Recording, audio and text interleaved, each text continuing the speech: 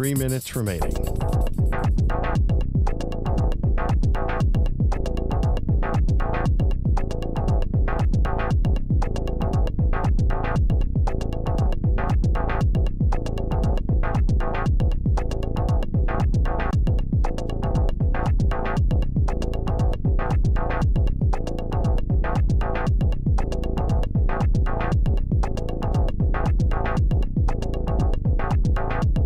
Two minutes, 30 seconds remaining.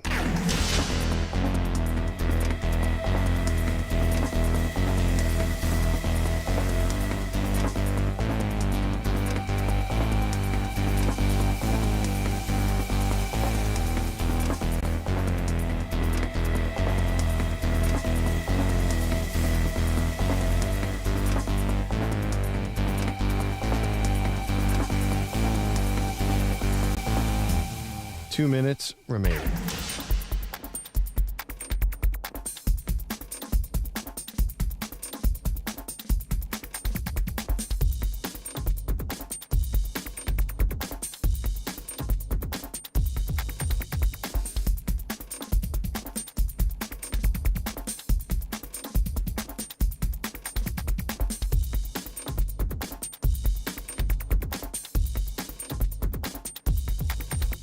One minute, 30 seconds remaining.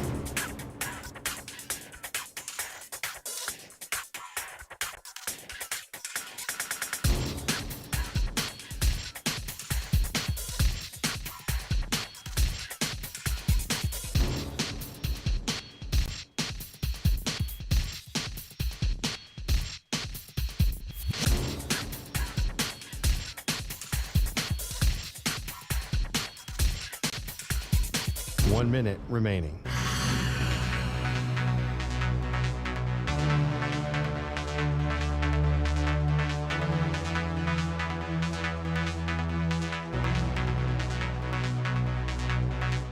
Forty-five seconds remaining.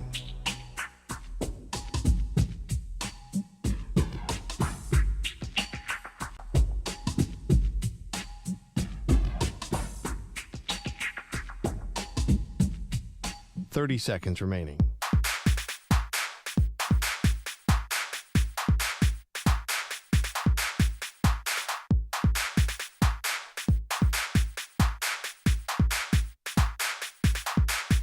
Fifteen seconds.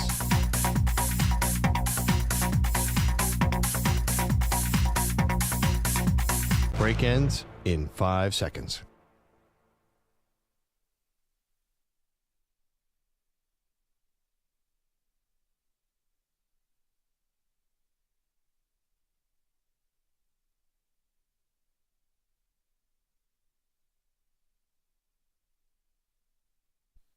To infinity and beyond. He's live. He's nationwide. This is the Zach Gelb Show.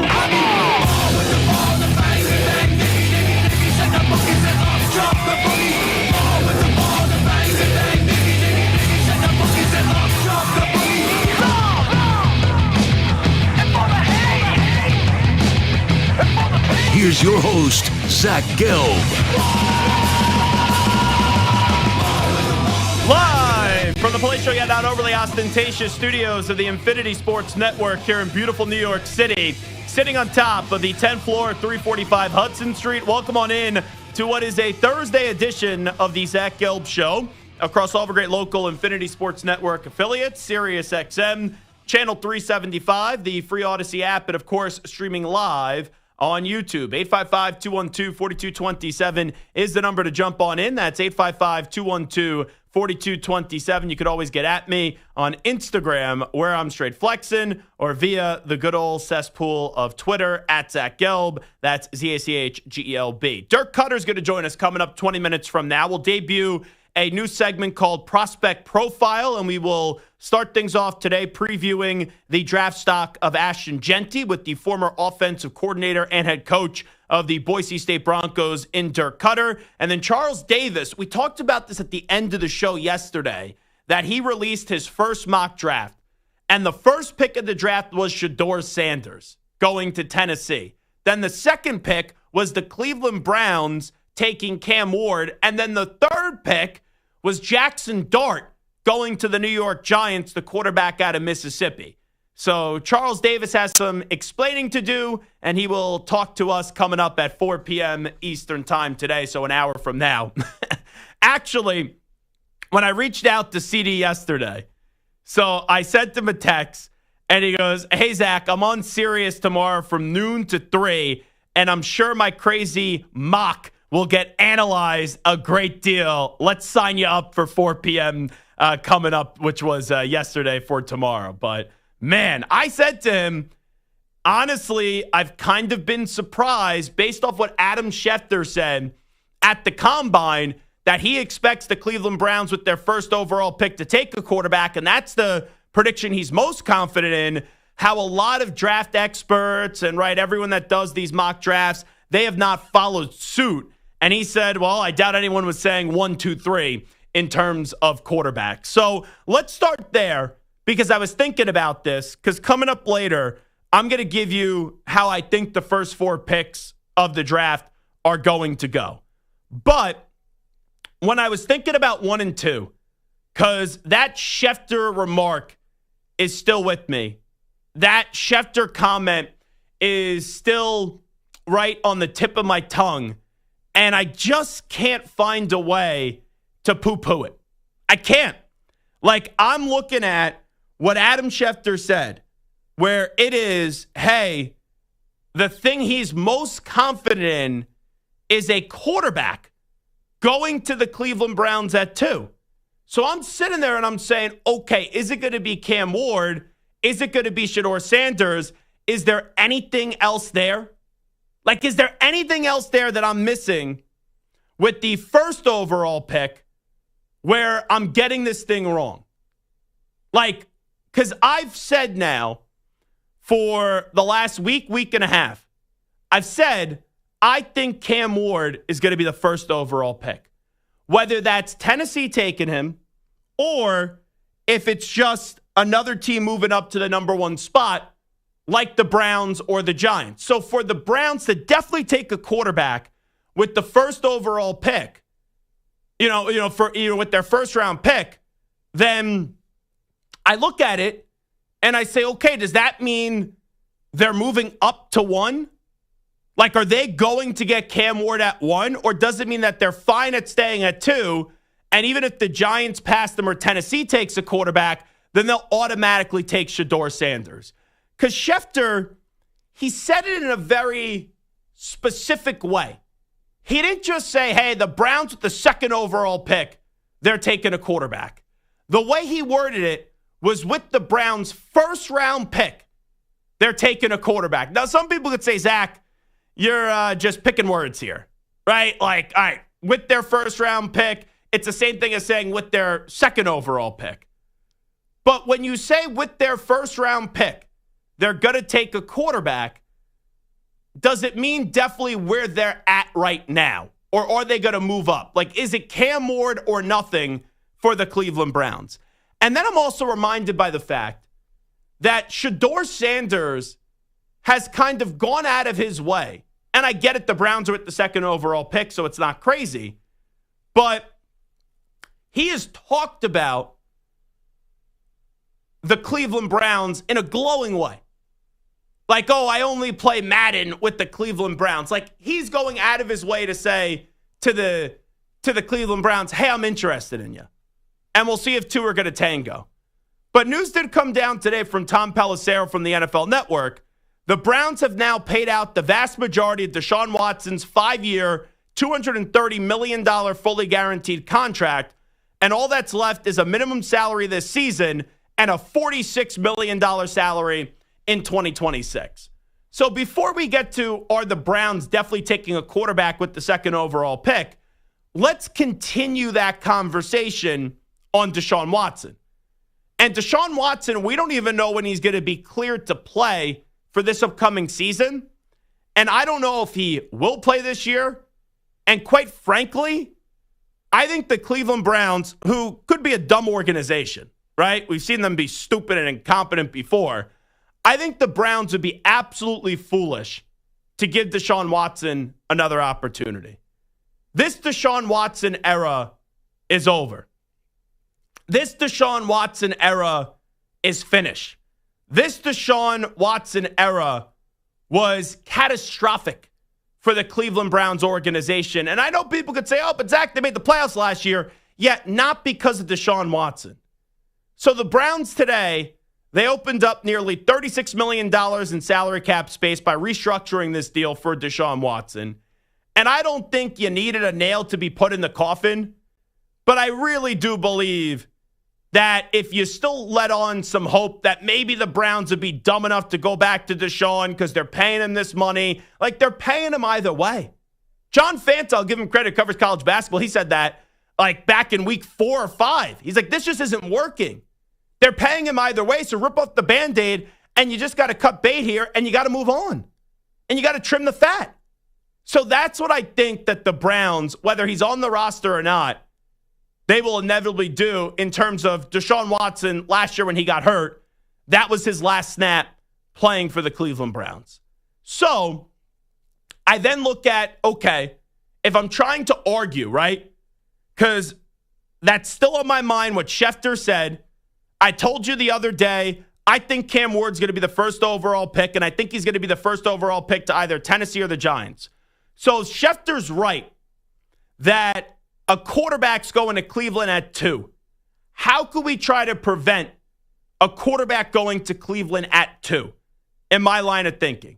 Well, I already told you Deshaun Watson's probably not going to be ready for the start of the season. Deshaun Watson's not going to play another snap for the Cleveland Browns. Now, is there anybody else on the Cleveland Browns roster that they feel comfortable with?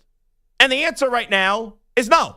Like Dorian Thompson-Robinson shouldn't be their starting quarterback come week 1. Jameis Winston, who was there last year, is now a free agent. I don't think they're handing over the baton to Bailey Zappi, who I think is still on that roster. So, is there a free agent option out there? And when you look at the free agent options, there's not one that's overwhelming. Now, I know that Aaron Rodgers has a minority share in the Milwaukee Bucks. Is there a connection with the Haslam family as the Haslam family owns the Milwaukee Bucks? And I'll give credit to Bart Winkler for reminding me about that. All right, maybe. But Adam Schefter, who I put a lot of stock in, when he was on with Part of My Take and they were talking about potential Aaron Rodgers destinations, he's like, yeah, I don't see Aaron Rodgers going to Cleveland. I don't see the Browns bringing in Aaron Rodgers. So I'm thinking about who the Browns could sign that would prevent them from using the number 2 overall pick on a quarterback. And it's not Aaron Rodgers.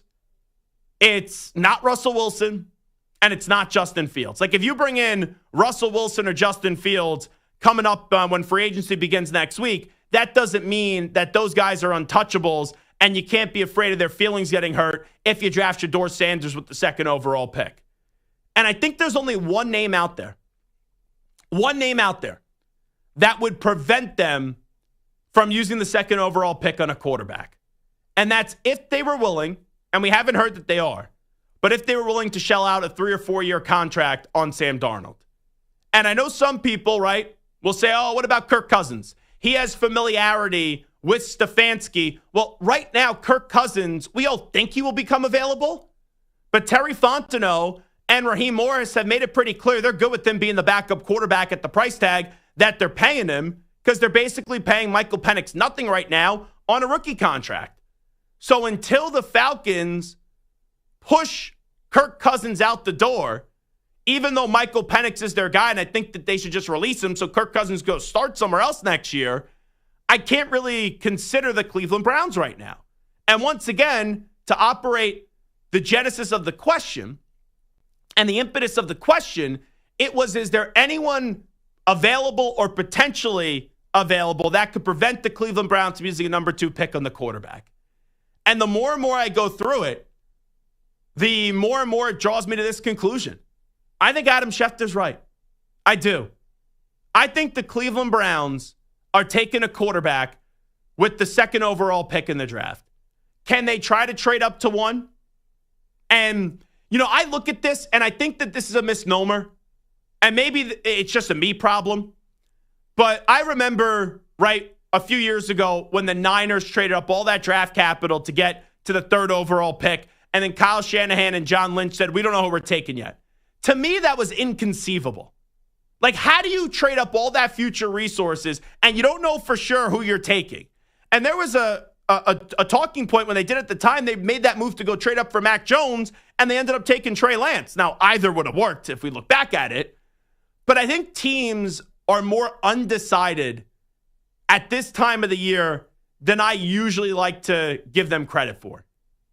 I just think that's the way that it is. And Sean Payton basically confirmed that at the Combine when he was talking to Peter Schrager, and he goes, yeah, this time last year when I was in Indianapolis for the Combine, I didn't know that Bo Nix was going to be our quarterback.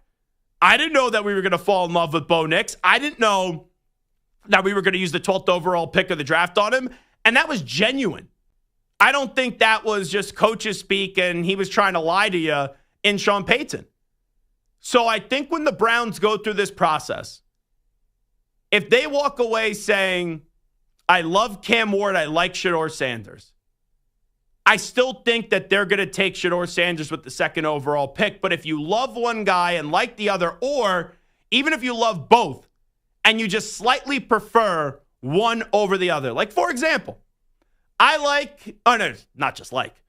love Reese's Peanut Butter Cups. I also love chocolate chip cookies. If I sit down on, let's say, a Friday night and you go, Zach, would you prefer a chocolate chip cookie or a Reese's Peanut Butter Cup? I got to make a decision. And maybe, right, that decision in terms of the chocolate chip cookie, the Reese's Peanut Butter Cup, maybe somebody makes it for me. Now, maybe whoever I'm out for dinner with and we get dessert, maybe they end up saying, you know what, we're going to get the chocolate chip cookies. And then I don't really have to make a decision. But if the decision's up to me, maybe I end up moving up to the number 1 overall pick to go get Cam Ward. Maybe that's what the Browns could do. But the way that I just feel that this is going to go, and when you factor in that the Browns gave up so much to get Deshaun Watson and it failed, I really think the Browns are going to stay with the 2nd overall pick.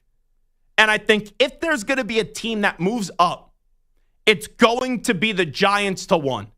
So where I'm at right now, long story, not really short, but you know what the saying is, long story short, because that was about 14 or 15 minutes. But I got to go through the whole thought process, and we got to talk this out on the air. When I go through this, when I look at the number 1 overall pick, I think the Giants or the Tennessee Titans will take Cam Ward.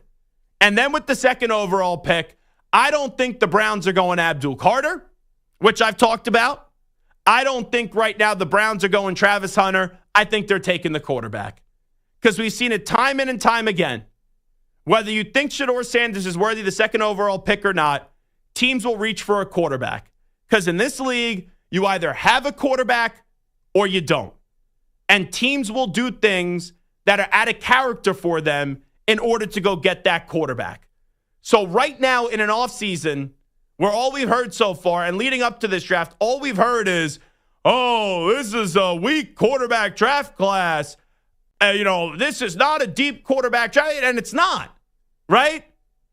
But I still think the first 2 picks are going to be quarterbacks, with Cam Ward going 1 to Tennessee or the Giants, and then the Cleveland Browns will take Shedeur Sanders in at number 2. So that's where I'm at today on what is March 6th in the year of 2025. By the way, a happy birthday to Michael Samter, who it's his birthday today. Botcher had no clue whatsoever. What, you thought there's just donuts there and Samter was being nice to you? Like, oh, I'll give you a donut? No, I thought, to be honest, it was just in the office. Oh, and he was just being a kind person? Yes. Yeah. No, yeah, it's Samter's birthday, so I brought him in some donuts. But anyway, as I said here on March 6th, and I'm sure that this is subject to change because I didn't feel this way earlier in the week, but now I feel it this way. I think you're going Cam Ward 1 and Shedeur Sanders 2. All right, we'll do a prospect profile next. Dirk Koetter is going to join us to talk about the sensational season of Ashton Jeanty and how early could he hear his name called in the draft. We'll talk a little Ashton Jeanty with Dirk Koetter next. You're in a 5-minute break.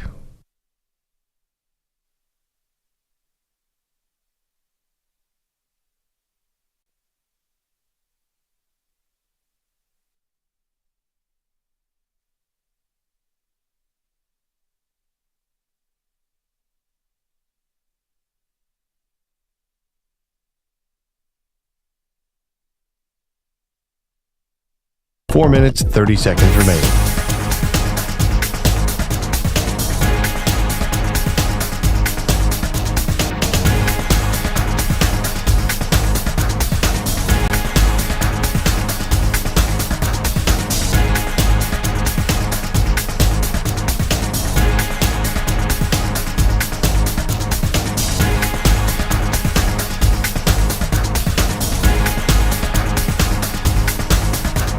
4 minutes remaining.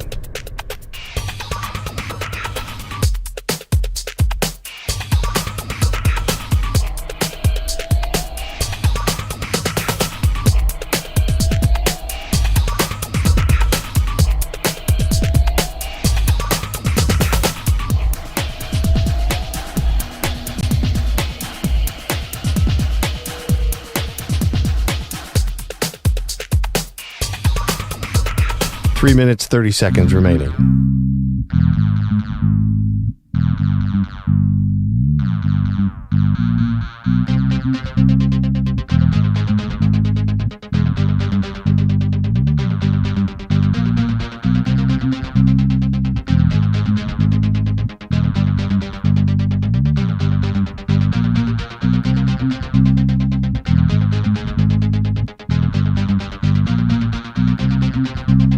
Three minutes remaining.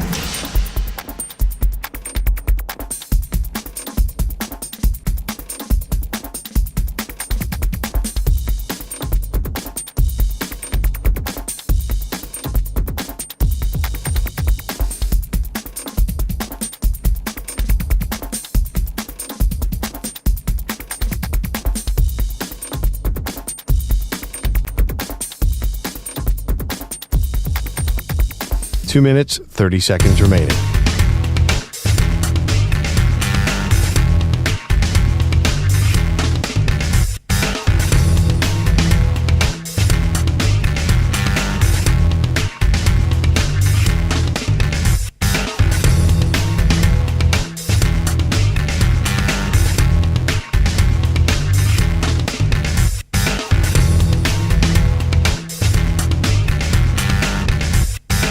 Two minutes remaining.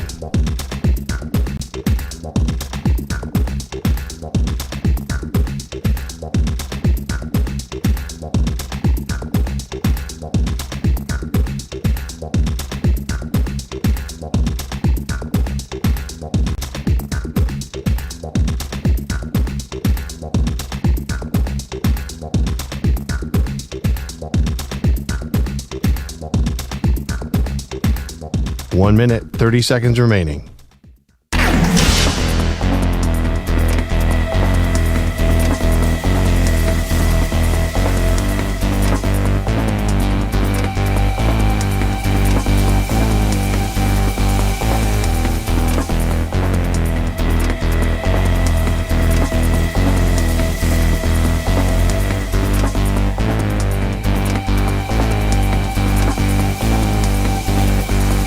One minute remaining.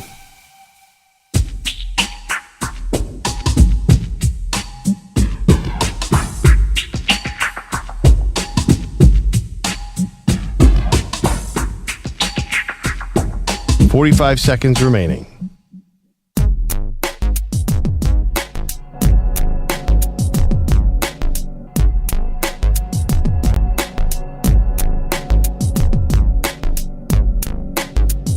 Thirty seconds remaining.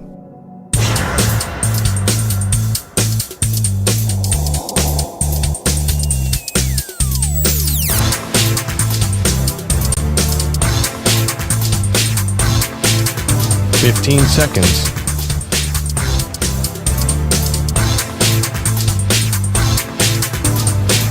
Break ends in 5 seconds.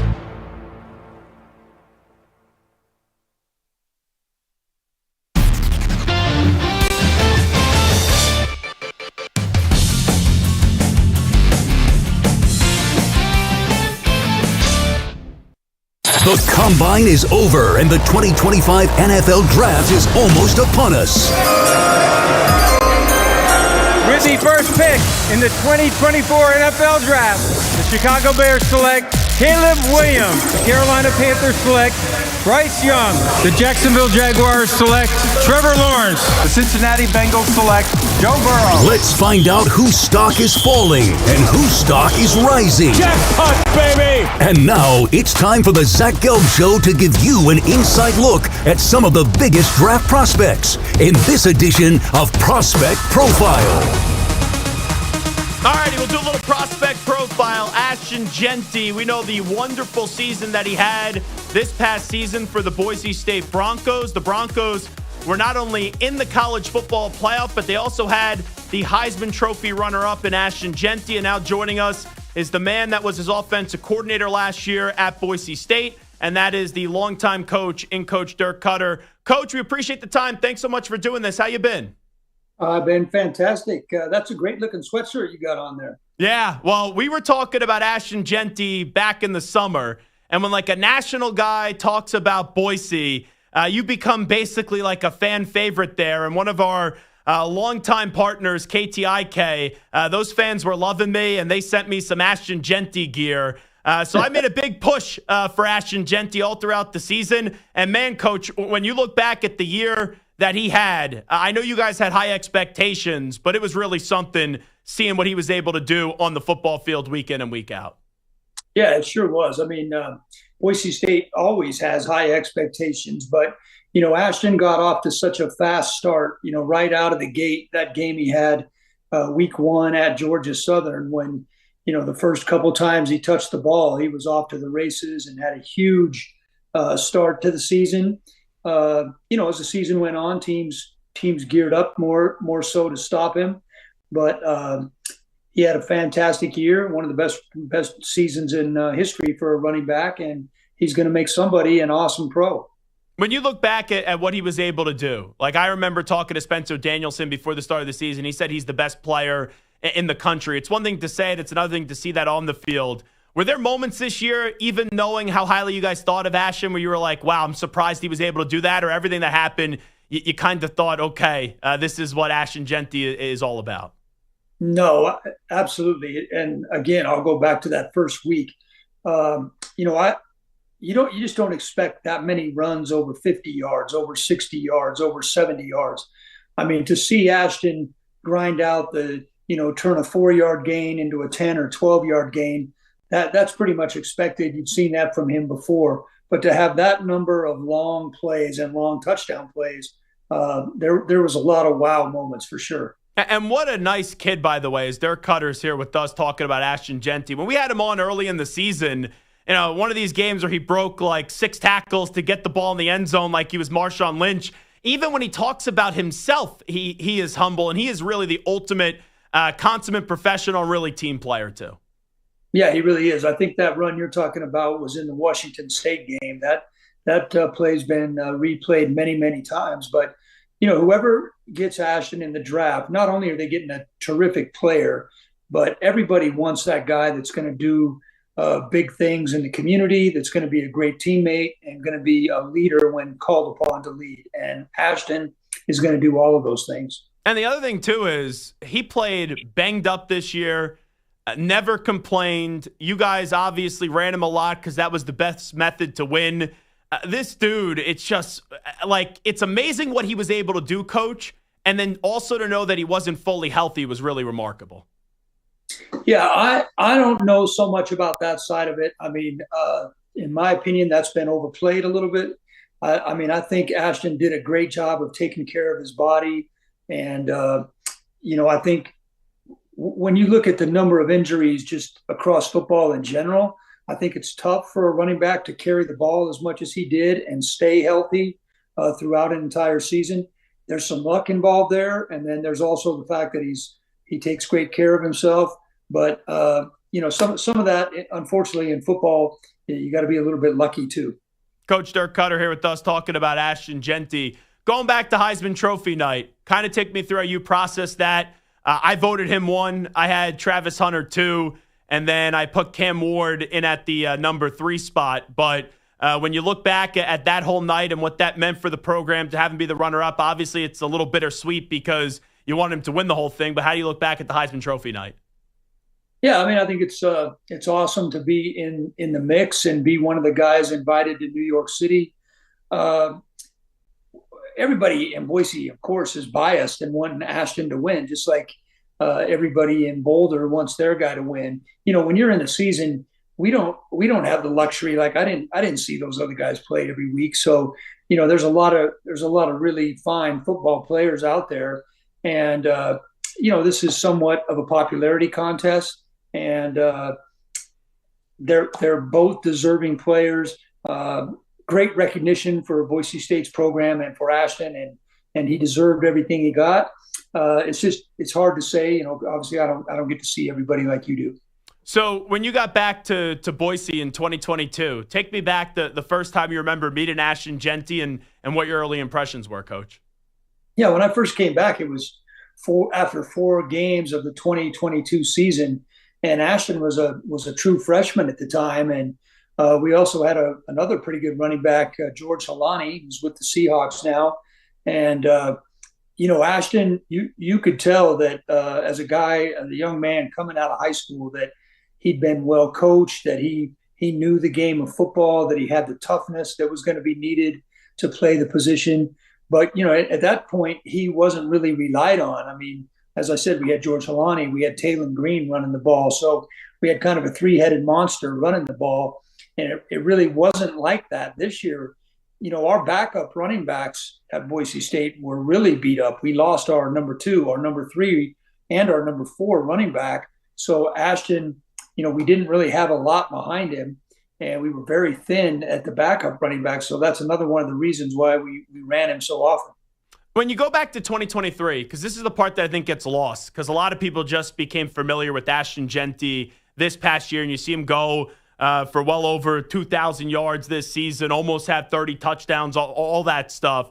I go back to 2023 where you talk about, he's an unknown in 2022 and took that jump in 2023. When in 2023 did you realize, okay, we got something special here when you look back at that season? Actually, I was not involved in the program in 2023. Unfortunately, I've had some multiple retirements. Yeah, so that's right. In 2023, I was not around it that much. But as I recall, in 2023, it worked out where Ashton was hurt part of the time and George Halani was hurt part of the time. So both of those guys got their chances to shine, and they also got their opportunities to complement each other. It was really just this year, when Ashton, it was clear right from the get-go that he was going to be the feature back. He wasn't splitting time anymore. And, when you talk about what kind of a pro he's going to be, I mean, he's only a third-year junior. He didn't redshirt, so he's only 3 years out of high school. And people forget he did split time the first 2 years. It's talked about how many carries he had this year, but I think those GMs are looking at some of these backs, at how many carries they have across their whole career. And in that respect, Ashton's really still a young man, and his best football is still ahead of him. So you look at your NFL background. Obviously, you're the head coach of the Buccaneers. You're on staffs with Jacksonville, the Falcons, obviously the OC in Tampa before becoming the head coach. You have an NFL background. You obviously have a college background as well, so you know it both ways. I've seen Ashton projected as high as the 6th overall pick to the Raiders. I've also seen him projected 12th to the Cowboys. You know how the conversation is with running backs. Is it worth it to take a running back that early in the draft? If you had some NFL friends call you up and say, why should I draft Ashton Jeanty with the top 15 pick? Just what would you say to them, Coach Dirk Koetter? Well, all those guys making those picks, they have to do what's best for their team and what's best for their organization. From what everybody's saying, it is a deep class of running backs this year. And so I think there might be a team or two that says maybe we should wait and not take a first-round running back, and maybe we could get a pretty good runner in the 2nd, 3rd, or 4th round. But all those GMs are looking for difference makers. And when you look at what Saquon Barkley did this year, what they did at the Ravens running the football, running backs made a lot more of an impact this season in the NFL than maybe some of the seasons past. So I think that works in Ashton's favor. And Ashton is a difference maker. He's a home run hitter. And again, Saquon going for 2,000, that's helping Ashton's cause here. And I truly believe that one of those teams is going to pull the trigger in the first round, because you can get a solid player, but this guy's a difference maker. I liked what I saw this year in pass protection too, which you always know that's a big thing when it comes to drafting running backs, and that could be a separating factor. And obviously we know the talent and what he was able to do this year. How about catching the football though? Because we didn't see as much of it this year compared to last year. How do you think he could do in that area? Yeah, there is no question that in the passing game, whether it be in protection, he is so far ahead of most guys coming out of college. Most of these guys that play in a spread system have never had to block anybody. And Ashton is an excellent in pass pro. He understands scanning the field, going side to side. He's been exposed to multiple protections and catching the ball in the screen game, whether it's in the check down game or whether it's using him vertically, he's going to do just fine. We didn't use him that way because that wasn't our best way to win games. And, we needed to give Ashton a breather sometimes in the passing game and take some of the load off him because he was taking so many hits in the running game. So I guess you're going to just have to trust me right now that he's going to do just fine in the pass game. I know that you're a big believer in your quarterback from last year, Maddox Madsen. Now you've entered retirement again. Life for the Broncos without Ashton Jeanty. More is going to be asked of Maddox Madsen. Just what do you think his ceiling could be as a quarterback? Yeah, I think he's up to the challenge. I really do. Boise State's going to have another really fine football team. They're loaded with talent. In this day and age with the transfer portal, there's lots of new faces, and spring ball starts next Monday. I'm anxious to get out there and get a look at some of those new faces. They've brought in a couple of new running backs. There's a couple of those young guys I mentioned were hurt last year, are back healthy. But the leader this year is going to be Maddox Madsen, and he's going to be up to the challenge. I think Boise State's going to be right in the mix again. They're going to be knocking on that door to get in that college football playoff again. Are you definitely retired, or is there a chance that you maybe come back one day, Coach? You never say never, but there's a fine line between being bored in retirement and working 60 hours a week as an offensive coordinator. And I need to find something in the middle. I haven't found that yet. And the weather's warming up out here. I'm looking forward to golf season and having something to spend my time. But I'm also looking forward to getting over to Boise State next week and watching some spring football. Well, Coach, before we let you run, if this is it for you, how do you kind of look back? It's been a long run since 1983 when you got into this coaching business. How do you kind of look back at what you've been able to do for the last few decades? Yeah, when you start off, I'm the son of a high school coach. That's all. I wanted to be like my dad, and I wanted to be a high school coach at my alma mater. I was able to do that, and then somewhere along the line, you're looking for more, and you start making those moves. I think about back in 1985, me and Andy Reid coaching at San Francisco State, Division II, non-scholarship, 3 full-time coaches, the head coach and 2 full-time assistants, and football's taken me and my family to a lot of cool places, a lot of great stadiums, met tons of coaches, been blessed to coach some of the best players in the world, meet a lot of great people. And, you don't get into it thinking it's going to go that way. But, I hope college football is a great game. The NFL is an awesome game as well. College football, I hope they can get this whole portal thing figured out. I don't like the way that's going for the future of college football. I love the college football playoff. I think that's one of the best moves they ever made. And hopefully the powers that be will make great decisions to keep the great game headed in the right direction. What do you think needs to happen? I know that's a very difficult question, but we always hear coaches say there needs to be more structure. There needs to be, there's a lot of, it being at Boise State, how many guys probably came. That's the craziest part to me, that you guys were able to keep Ashton Jeanty because people knew what he was going to be able to do this year. But what do you think really needs to happen with the system of college football? Yeah, I think, unfortunately, the NCAA just doesn't have any power right now. I mean, there needs to be some sort of set of rules that can be enforced. Maybe it takes some kind of a football commissioner. In the NFL, nobody's messing with the commissioner. When the commissioner who represents the owners, when they set the rules, they have the power through fining people to make those rules stick. And I think it's going to have to come to that at some point.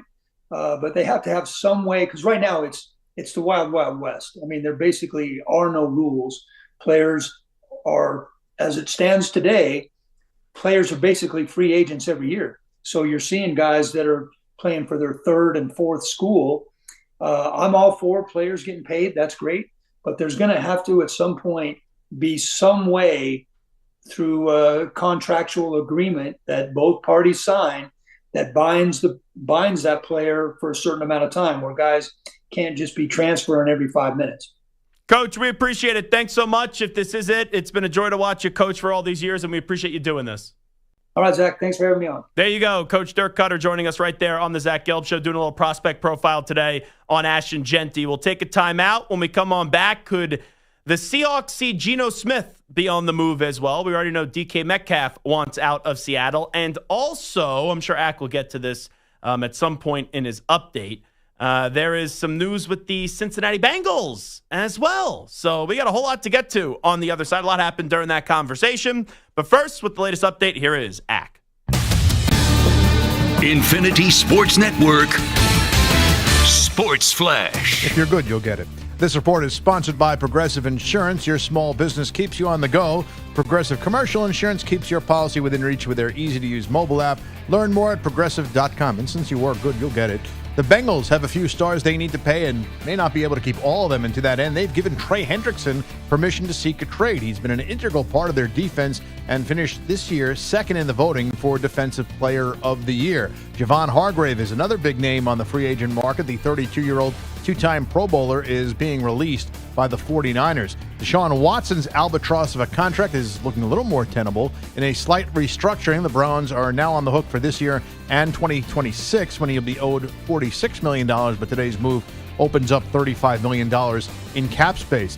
Dan Lanning's 3 years at Oregon have been terrific, and the school rewarded the 38-year-old coach with an extension that will pay him $11 million annually. The Ducks are 35-6 over the last 3 years, and they won the Big Ten title in their first year after making the move to the conference. The Lakers, who have been sparked by the arrival of Luka Doncic, go for their 8th in a row tonight against the Knicks. I'm Rich Ackerman. This is the Infinity Sports Network. Follow us on Instagram. Our handle is Infinity Sports Network.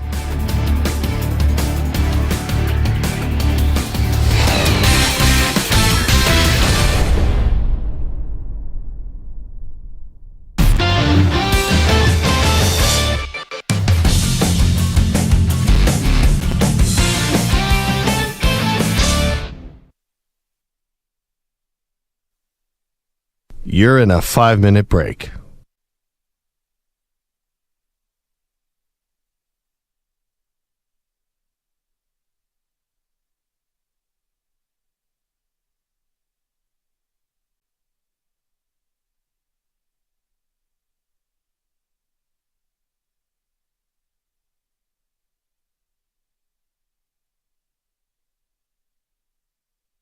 Four minutes, 30 seconds remaining.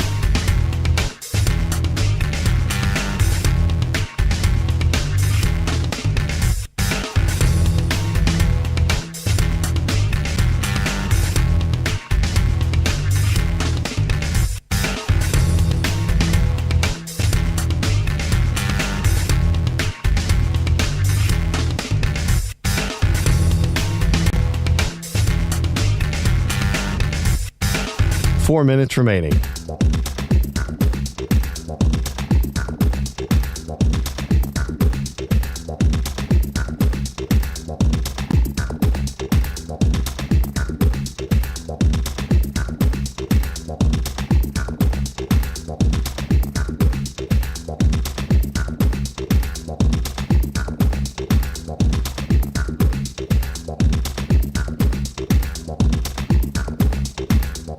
Three minutes, 30 seconds remaining.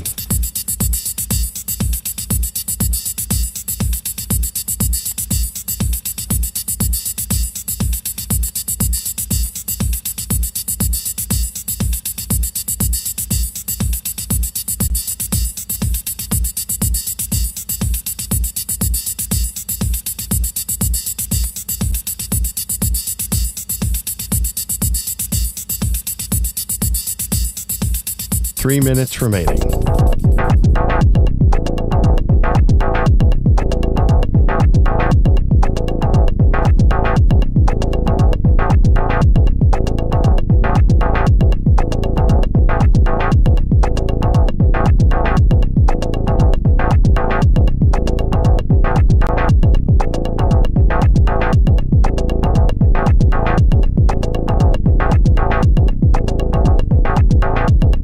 2 minutes, 30 seconds remaining.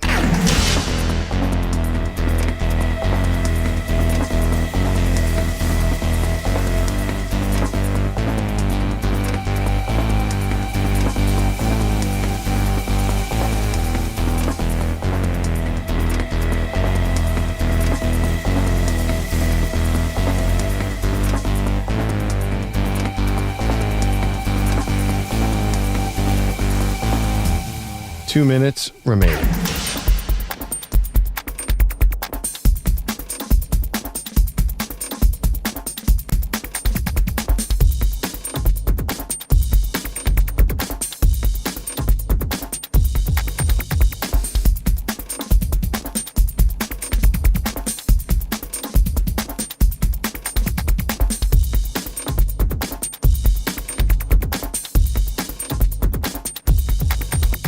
One minute, 30 seconds remaining.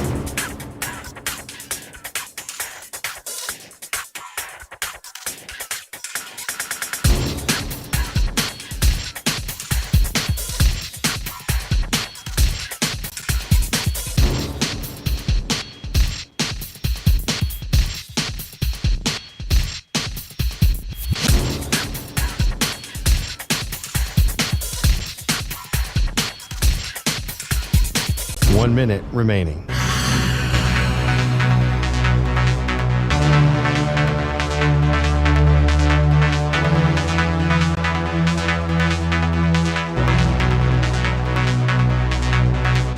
Forty-five seconds remaining.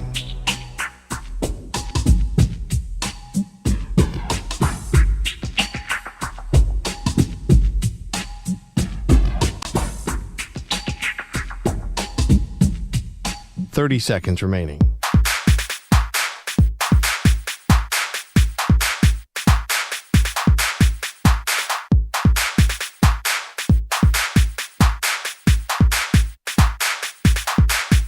Fifteen seconds.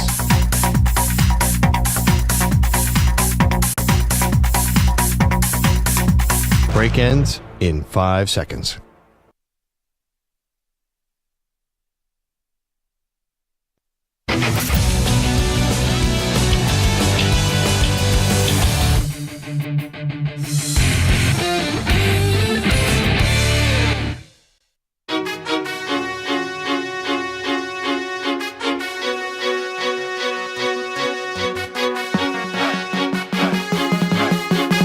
This is the Zach Gelb Show. All right, it is the Zach Gelb Show on the Infinity Sports Network. Before we get to a little Trey Hendrickson and Geno Smith, let me first tell you that this portion of the show is sponsored by Hyundai. The Hyundai Getaway Sales event is going on now. Get deals so right, it almost feels wrong. But don't wait. Visit your local Hyundai dealer today. So let me get my 2 cents in on this Trey Hendrickson situation.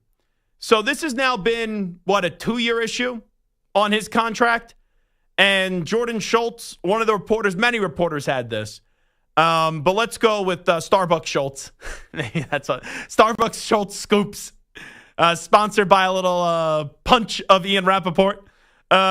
Jordan Schultz said, Bengals All-Pro defensive end Trey Hendrickson traveled today to Cincinnati and met with members of the organization, or as they say in Canada, organization, and made it clear he'd be appreciative if they grant him permission to seek a trade, which they finally did after 2 years of failed negotiations. The Commanders, according to Schultz, are among several teams who would be interested in trading for him, per sources. So I don't have a problem with this. And I think that this could be similar to what did transpire with Matthew Stafford. All right, Trey Hendrickson, you want to get paid. You deserve a new contract. You had 17 and a half sacks the last 2 years, right? 17 and a half sacks in 2023, 17 and a half sacks in 2024. You just led the league in sacks. You have 1 year left on your contract. The cap hit for him is $18.6 million. His base salary next year is $15.85. You just saw yesterday what Mad Max and Max Crosby got. You know that other pass rushers are going to get paid this offseason. Micah Parsons, TJ Watt, right? And probably Micah Parsons and TJ Watt's deals are going to be like, especially Micah, a 5-year contract, right? You would think. So for Trey Hendrickson, who's 31, is he going to get a 5-year deal? That I don't know. But could he get something that is similar to what we just saw transpire with Max Crosby, where you get 3 years and you have another year on that contract, so it's basically a 4-year deal, and maybe they sweeten the pot a little bit for this year as well? That's a possibility. But I'm not going to say that this is the nail in the coffin on Trey Hendrickson saying with the Cincinnati Bengals. Because what is happening here is the Bengals are saying, you think you're worth X. We think you're worth this. So now, you and your agent could go talk to teams, and you could go see what you're worth. And if they give us a price that we're not going to meet, then we're going to talk to them, and they also have to figure out trade compensation. And I think it was Rich Eisen, our very own Rich Eisen. Someone was on his show. This was either Rich's information. I forget, but this is how I read it. That the Giants for Matthew Stafford had a contract agreed upon on a number and also compensation agreed upon. And it was Stafford who then came in the 11th hour and was like, I'm getting cold feet. I don't want to go end my career basically in New York with the Giant team that stinks. I'm not saying he said that, but that's what he basically said. But then telling the Rams, we'll take whatever you're offering us. So it could be different here because the Rams were just in the second round to the playoffs and they lost by a matter of inches to the Philadelphia Eagles. You look at the Bengals, a few years ago they were in the Super Bowl. And the year after that, they went to an AFC championship game and lost to the Chiefs. But the last 2 years, they haven't made the playoffs. Now, do I think the Bengals can get back into the postseason this year and make a run for the Super Bowl? Yeah, I do. You got Joe Burrow. You got Jamar Chase. Right? Joe Burrow's not going anywhere. He's taken care of. Jamar Chase will be the highest paid wide receiver in the history of the league coming up whenever they get that deal done at some point this offseason. It's not a matter of if, it's just a matter of when. But for the other two players, T. Higgins, you slap the tag on him. And then Trey Hendrickson, he has a year left. So now it's can you get those guys taken care of as well? You got 3 guys that need to be paid. Jamar Chase, I'm very confident that he'll get paid. The other 2, I think one of them will get paid. And I lean that it's going to be more so T. Higgins because Joe Burrow is going to be pounding the desk for T. Higgins. And for Trey Hendrickson, it's can you find somewhere else where does winning matter to you or is it just about the money? And Trey Hendrickson's looking for a big payday. And I think he can get both. And this could also impact the Myles Garrett sweepstakes too. Because Myles Garrett, right, I know the Browns say they're not trading him right now, but I've thrown out 5 destinations for Myles Garrett. The Buffalo Bills, the Detroit Lions, the Philadelphia Eagles, the Kansas City Chiefs, and the Washington Commanders. If one of those teams bite at Trey Hendrickson, it takes away a destination for Myles Garrett as well. So what I think's going to happen here is Trey Hendrickson's going to go elsewhere. He's going to see what he could get, and then he'll go back to the Bengals. Will he give them an opportunity to match? We'll have to wait and see. But if that deal, the Bengals say they don't want to go there, then they got to work out the trade compensation. That's another layer here. Hendrickson's always been the one where you could argue that he's actually it was more important than T. Higgins because the Bengals have so many deficiencies on the defensive side of the ball. Jamar Chase is the number 1. But after that, if you say who's more important, is it Higgins or is it Hendrickson? I would say it's Hendrickson. But I think in the Bengals' priorities, it's going to go Jamar Chase, T. Higgins, and then Trey Hendrickson. So if you say, Zach, out of those 3, who's most likely to get dealt or who's most likely not to be back after this offseason, I would say it's Trey Hendrickson. So I don't think it definitely means that he's gone, but it's that first step of departure. And now let's see what you're really worth. Because I would have no issue paying Trey Hendrickson top money. But when he's 31, and I think everyone views him as a heck of a football player, but he's not viewed in the same light as a Myles Garrett, as a TJ Watt, as a Max Crosby, as a Micah Parsons, even though he has the numbers to say so. I don't know what the market's going to be and how different is the market and how much do the Bengals have to come up to go get that deal that other teams are giving him. I think the best thing for the Bengals would be he doesn't get that many suitors, right? And no one's really willing to really blow out of the water, right, Trey Hendrickson. So That's what I think you're hoping for, but I think a team will be willing to pay him what he wants. The other thing is the direction of the Seahawks. I thought they had a good year this year. First year without Pete Carroll. They were in the running to make the playoffs. They just missed it at the end of the season. I understand moving on from Tyler Lockett. DK Metcalf, I saw that they wanted a report. Diana Rossini today said that the Seahawks want a first and a third for him, and DK Metcalf wants $30 million a year. I can understand the DK Metcalf part, and we talked about the numbers the other day. And that's why the Seahawks want to move off him, because they don't want to pay him top wide receiver money. But the first and the third, I thought a first would be the asking price for DK Metcalf last week when we talked to James Palmer. James Palmer said, not so fast, my friend. You are really mistaken. And I've seen other people say that like a 3 or 4 could get it done. I would give a 3 for DK Metcalf. I would give a 2 for DK Metcalf. But it's not only going to be trading compensation for him, but also paying him. But now with Tyler Lockett getting cut, DK Metcalf wanting a trade, and he's probably on the outs in Seattle, I wonder if the Seahawks just say, okay, now we're going to rip off the Band-Aid with Geno Smith. And I don't think there's going to be many active suitors for Geno Smith, but could the Raiders, who are looking for a quarterback, who may draft a quarterback with the 6th overall pick, or maybe they're just looking for a stopgap guy, well, who coached Geno Smith for a little bit? Pete Carroll. So could that be the option for the Raiders this year? And then it allows Seattle to really have a rebuild year, even though I thought they were close to making the playoffs last year. But now, since there's no more Tyler Lockett, now since DK Metcalf wants to trade, do you just get rid of Geno Smith with, I think, a year left on that contract and not extend him?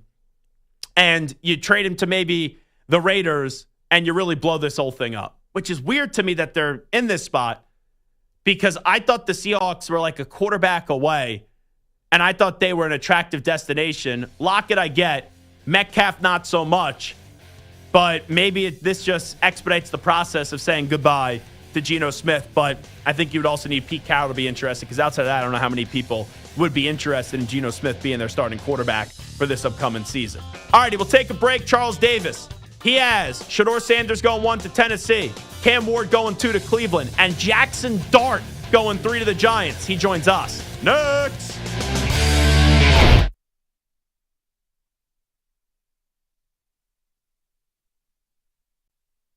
You're in a 5-minute break.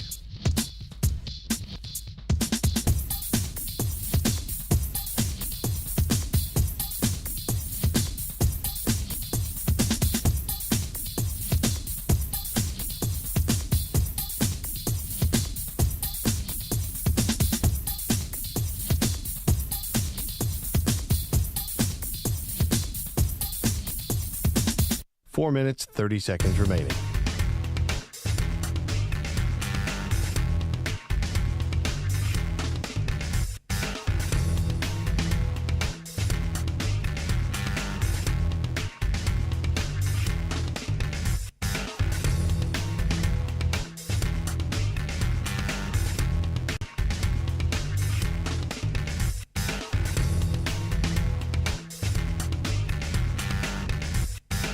Four minutes remaining.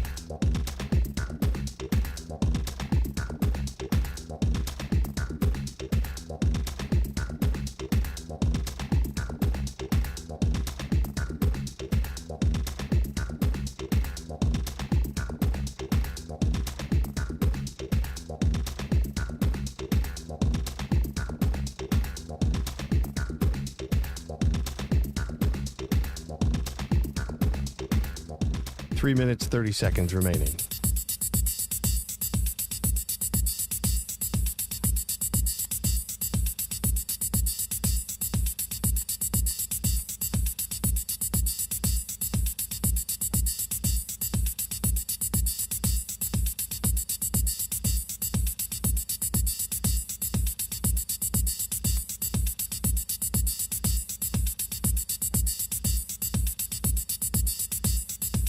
Three minutes remaining.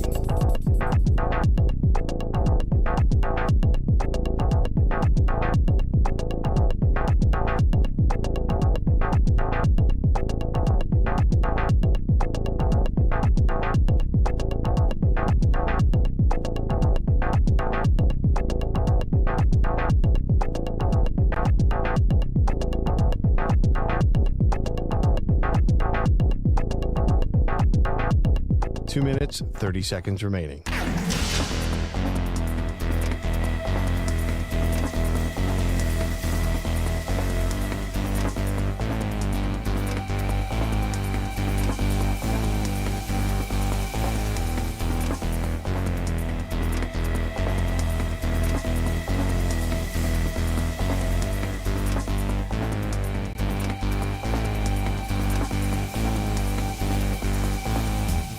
Two minutes remaining.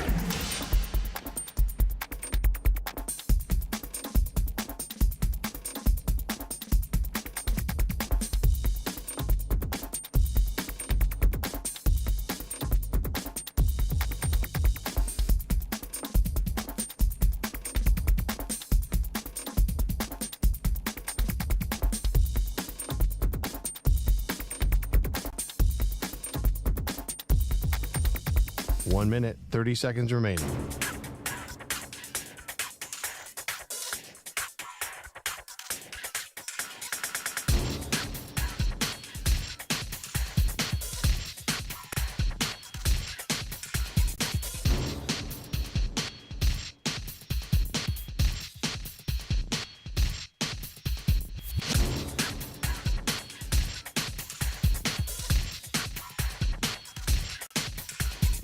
One minute remaining.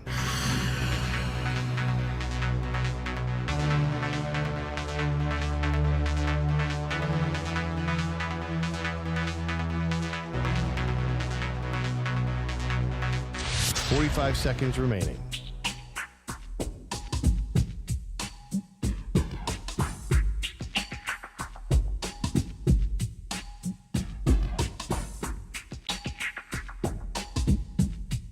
Thirty seconds remaining.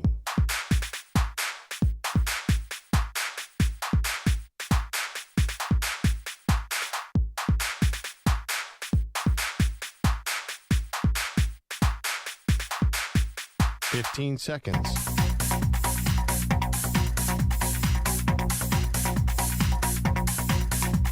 Break ends in 5 seconds.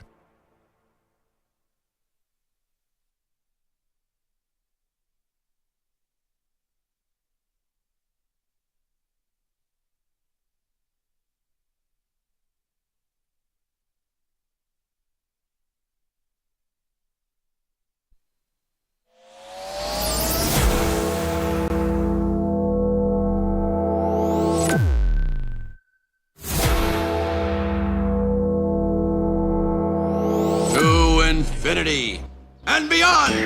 He's live. He's nationwide.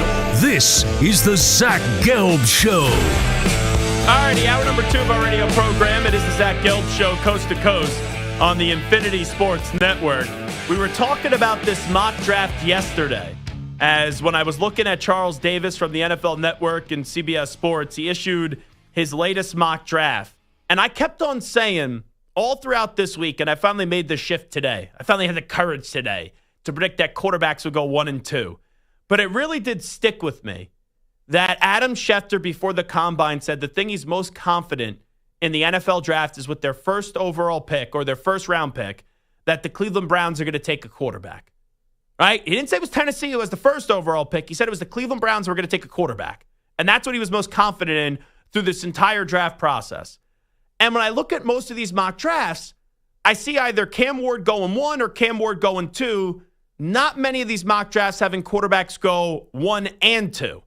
So I got a link yesterday, right before the show ended, and it was Charles Davis's mock draft, and he actually had Shedeur Sanders going 1 to Tennessee. Then he had Cleveland taking Cam Ward, and I thought that was going to be the biggest topic of conversation from this mock draft. But then he had the Giants taking Jackson Dart with the 3rd overall pick in the draft. So 1, 2, and 3, he has Shedeur to Tennessee, Cleveland going Cam Ward, and then the Giants taking Jackson Dart. So then it's like, okay, where does Abdul Carter go? And where does Travis Hunter go? Well, he then has the Patriots taking Abdul Carter at 4, which I would be very happy about. And then he has the Jacksonville Jaguars landing Travis Hunter with the 5th overall pick. I think this is going to be the most fascinating mock draft that I'm going to see from now until the start of the draft. Because not only is it 3 quarterbacks with the first 3 picks, but the order isn't what most people are saying. I think most people are saying Cam Ward's 1, Shedeur's 2, then there's a drop-off, and then Jackson Dart has a chance to be a first-round pick, but not at number 3. And obviously then if you have Abdul Carter, who could fall, like I think Carter or Hunter, one of them could fall to 4, but both falling to 4, that would be something that is surprising to me. So there's a lot of good nuggets here from this mock draft. He had Mason Graham going 6 to the Raiders, Will Campbell, short arms and all, going 7 to the Jets. I also think the Jalen Walker, Mikael Williams, and Mike Green rankings are interesting just in terms of edge rushers.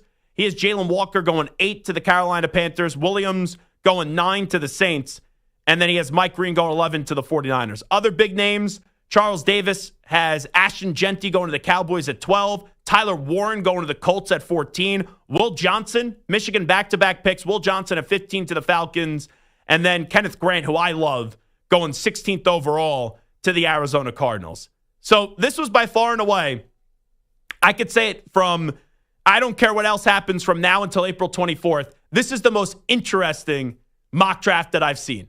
It doesn't mean it's horrible. It doesn't mean I'm ripping it, but I kind of like what Charles Davis is spewing here in his mock draft. And now Charles Davis, the great NFL Network draft analyst, and you could also catch him all throughout the NFL season, calling the games with Ian Eagle and Evan Washburn, NFL and CBS. Here he is, a man that has provided us a lot of talking points today, Charles Davis. CD, how you been, my friend? I've been great, Zach. How are you doing? I'm providing great entertainment for the masses, that's for sure. Yeah, we appreciate it. There's no doubt about it. We thank you. So let's start off with this. Why Shedeur Sanders over Cam Ward with the first overall pick, in your opinion? Yeah, I think it comes down to this for me, and obviously first mock draft, we'll see where it goes in because I'm going to do 3. Okay, I always do 3.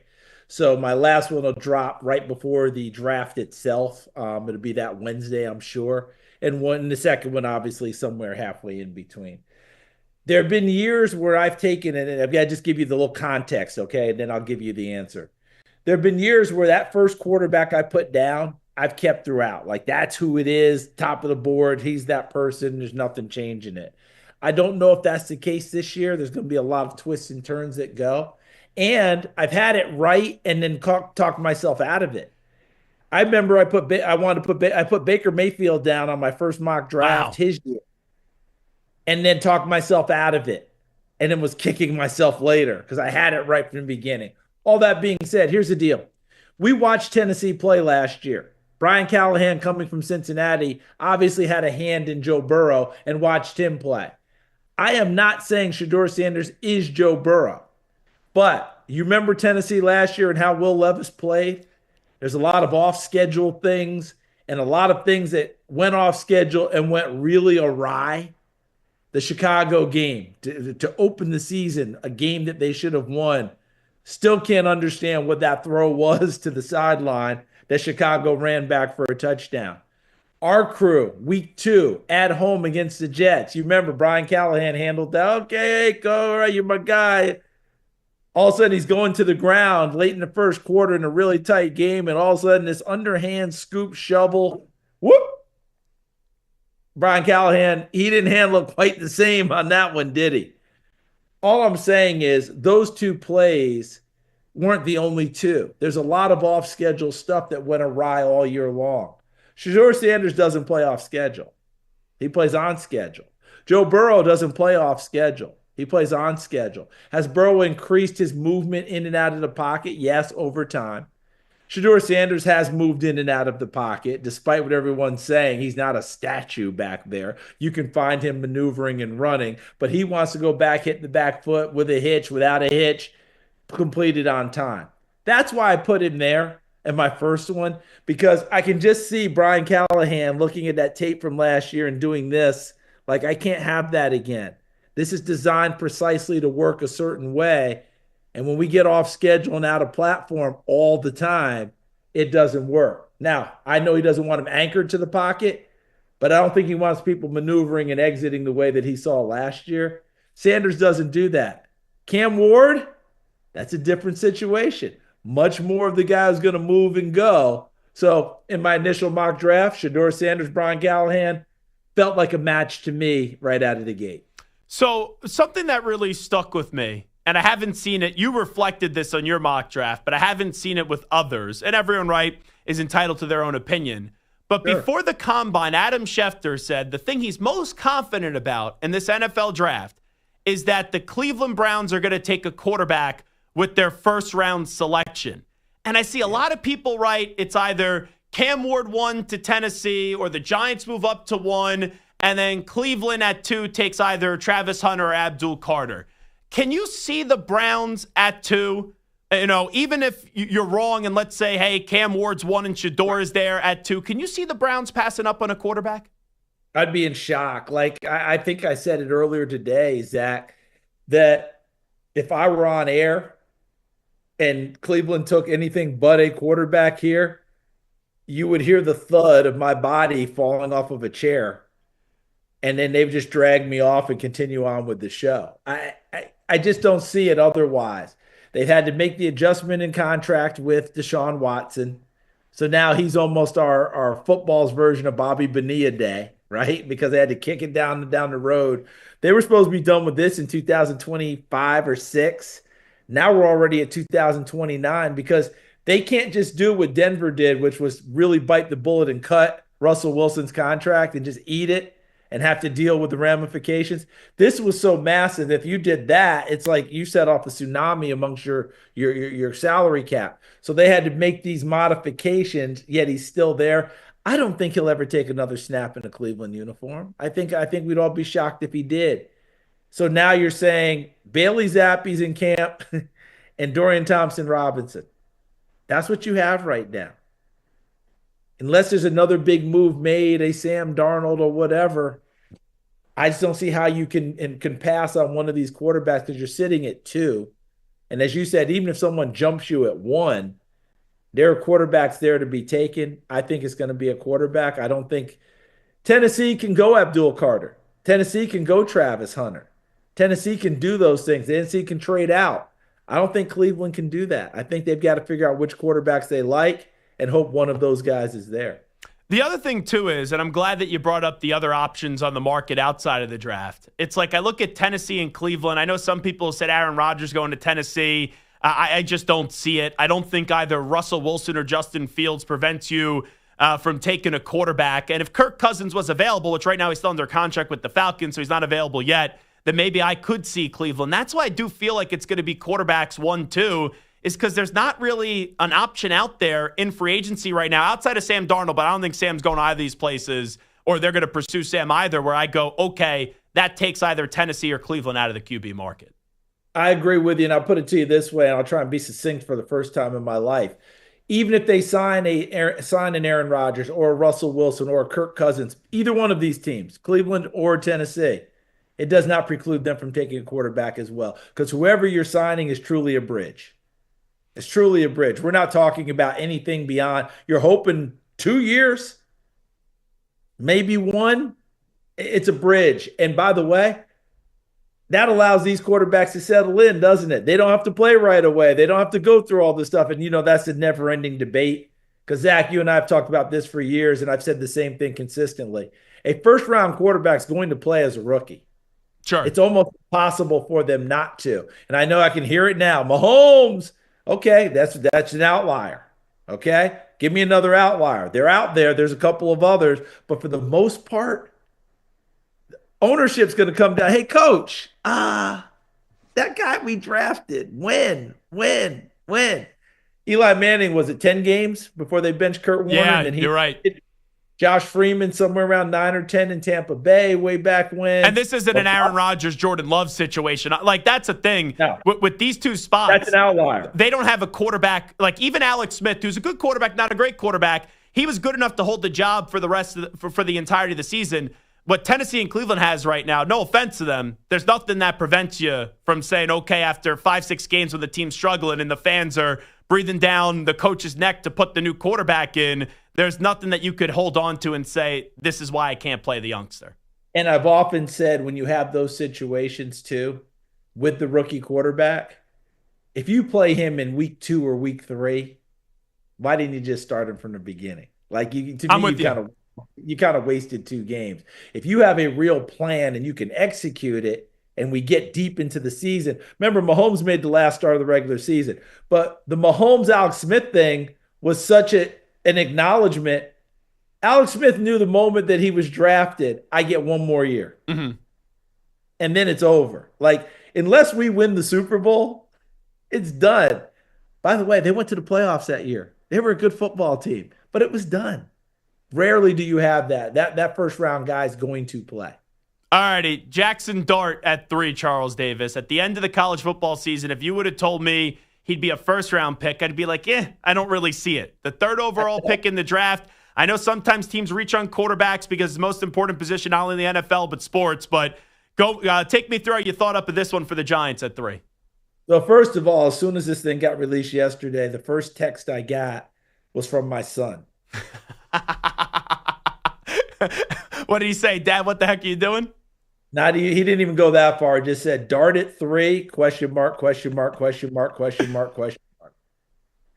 He was wondering if the old man had slipped a cog. Then it started to come in from other people. Dart at 3? And no one said, wow, that's a bold choice. Everyone was like, what are you thinking? Even people that like Jackson Dart came in and said, way too high. And I get all of that. I said, what if the Jets take him at 7?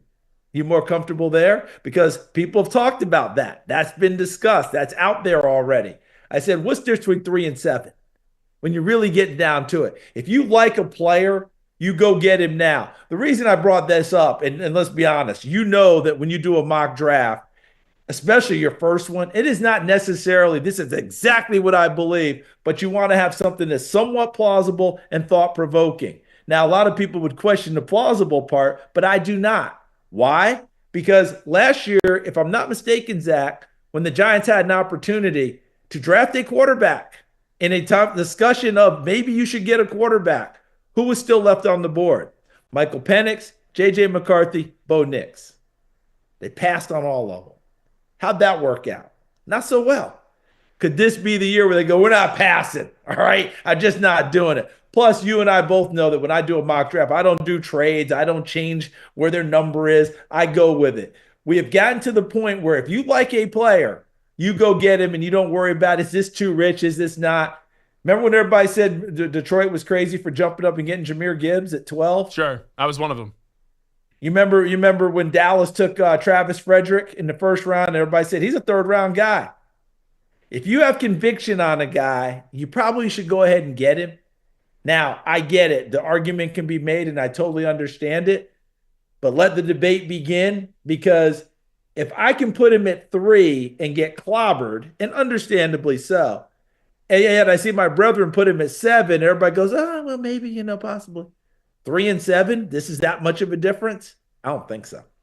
What would you say to people? Because, all right, I live in New York, and I could, if I was hosting on the Fan right now, I could hear the calls if we did this as a topic. Oh, God. It would I wouldn't be worth a nickel a pound. I get it. Well, I grew up in New York State. Yeah, so I would just ask you this then.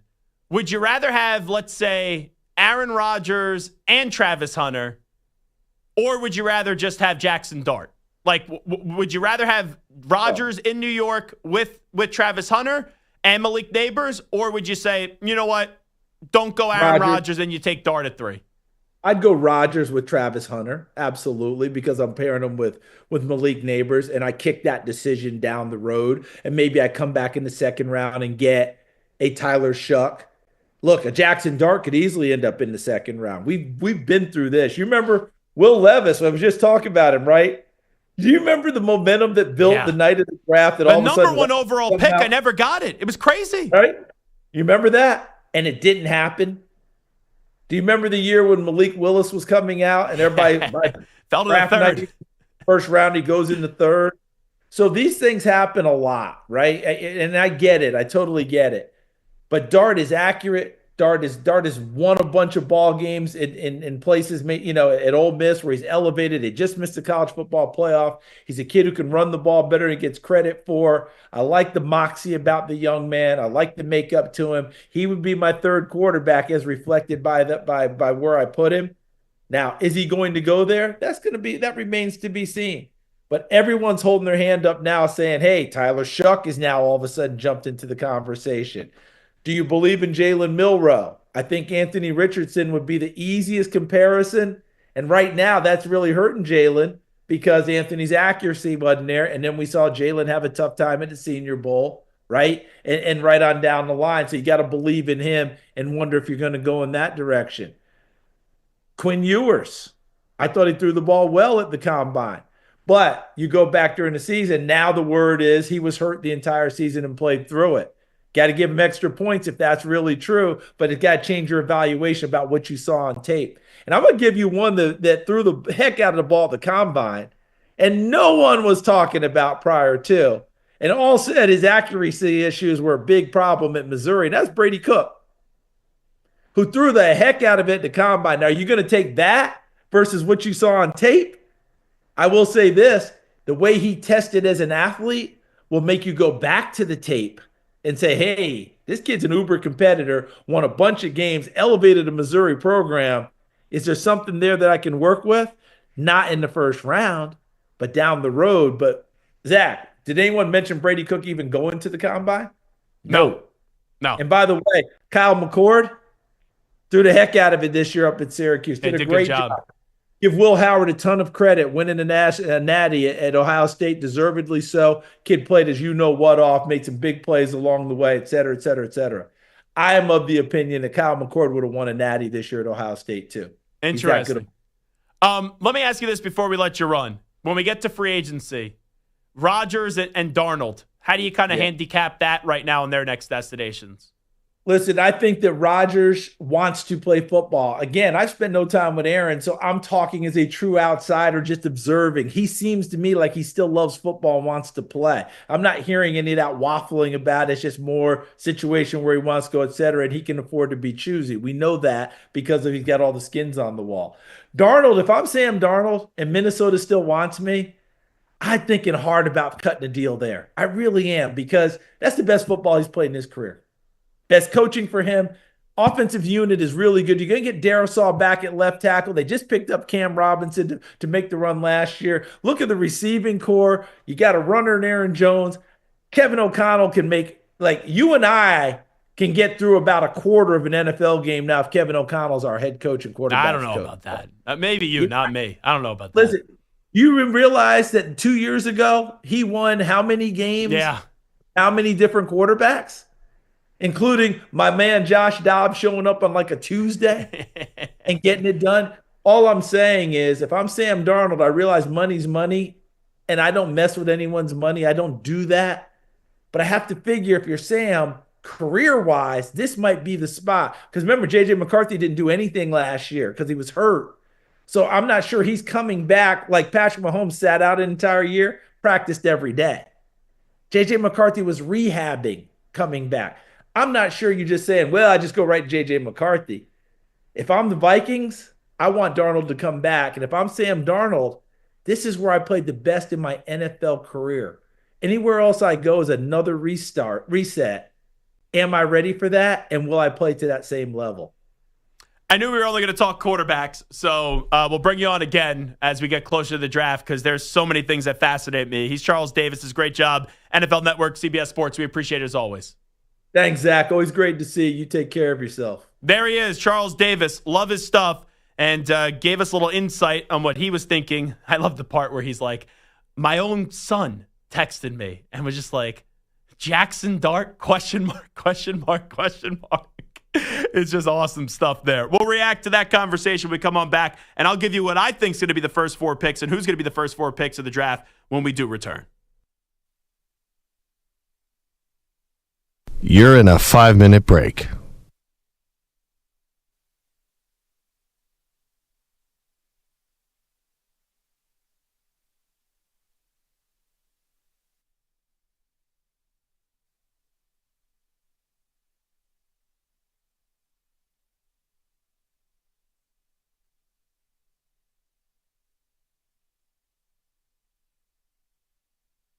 Four minutes, 30 seconds remaining.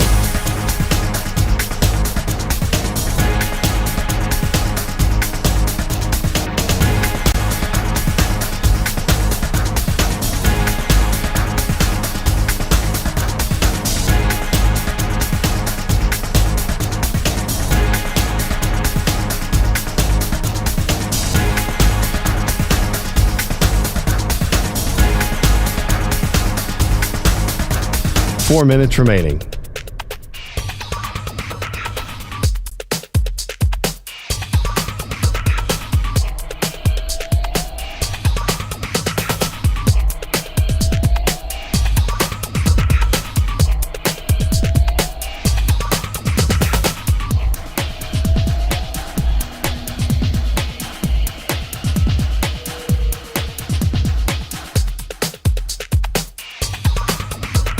Three minutes, 30 seconds remaining.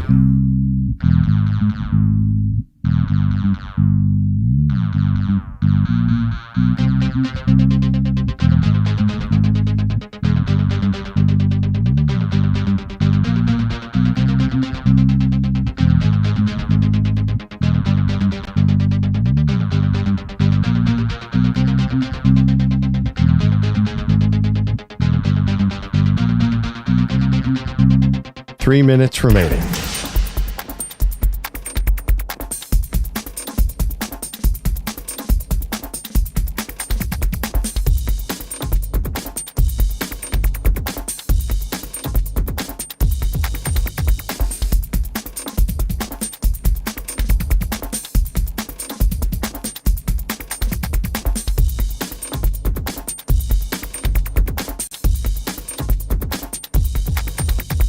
Two minutes, 30 seconds remaining.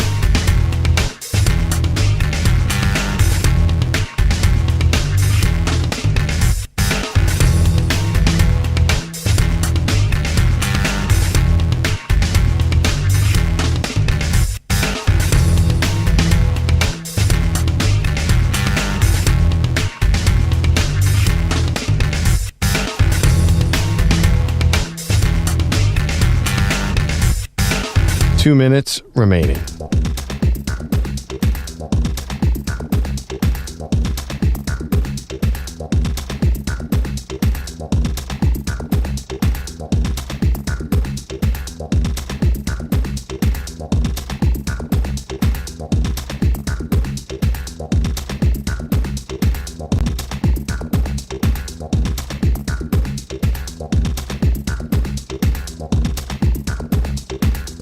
One minute, 30 seconds remaining.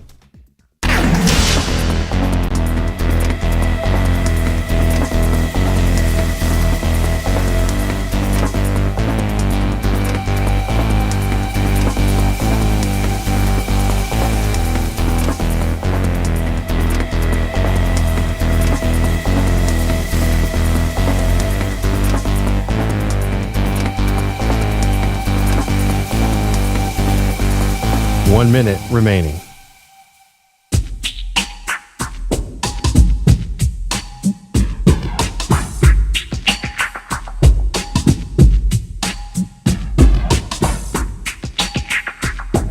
Forty-five seconds remaining.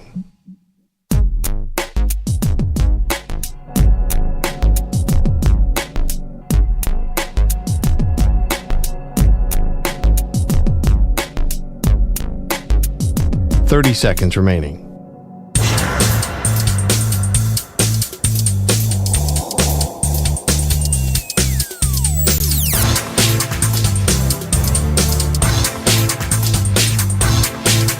Fifteen seconds.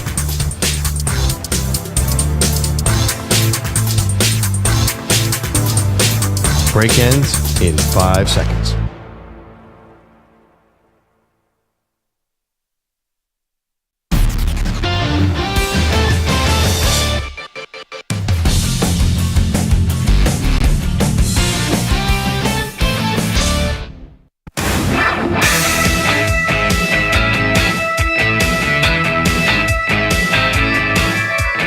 Welcome back to the Zach Gelb Show. So I guess Stephon Diggs is done in H-Town. Now they altered the contract last year, so it was 1 year left on that deal. You remember that trade, Samter, by the way? Stephon Diggs? We both got Wi-Fi on the plane, which is a good thing we did, and we were flying out to Arizona for the Final Four, and in the middle of the flight, I just tapped Samter on the shoulder, which, by the way, Samter's being a pain in the ass on that flight. He kept on turning around because we booked those flights very late. It was late that we found out that we were going. And I'm an aisle seat guy. I don't mind the window, but my preference is the aisle. a middle, I will not fly. Like it has to be a quick flight, or I must need to get to that destination in order for me to sit in a middle. The last time I sat in a middle seat, it was when they canceled my flight and I was stranded in Kansas City for the draft, and I had to stay in Kansas City for an extra day. So I did the rare moment where it's like, okay, let me be a douche and use my platform. And I started tweeting because they canceled my flight, made me stay at the airport for 8-9 hours before they canceled the flight. And then they rebooked me like the following day at night. So I already spent an extra day in Kansas City. I wasn't spending another day. And also my parents were moving out of my childhood home the next day. So I wanted to get back. So I started tweeting out like, this is ridiculous, blah, blah, blah. Within 45 seconds of the tweet being sent out, I think it was a Delta representative slides into my DMs and go, let's fix your problem, Mr. Gelb. And then they had me on a connecting flight to, I think it was Kansas City to Detroit and then Detroit to New York. How that makes sense, I don't know. But I had to sit from Kansas City to Detroit on that middle seat, and I was like, I just needed to get there. But anyway, we were on that flight to Arizona, and I usually don't buy Wi-Fi on planes. Sometimes they give it to you. Like JetBlue, when I was flying JetBlue last week, they just give it to you on the plane. And if it's like $5, all right, yeah, I'll spend it, whatever. When it's a work flight, it's comped, so we'll spend the money. But we got that alert. But anyway, that's Stephon Diggs is getting traded. But anyway, the reason I bring that up is that ended up being a 1-year deal.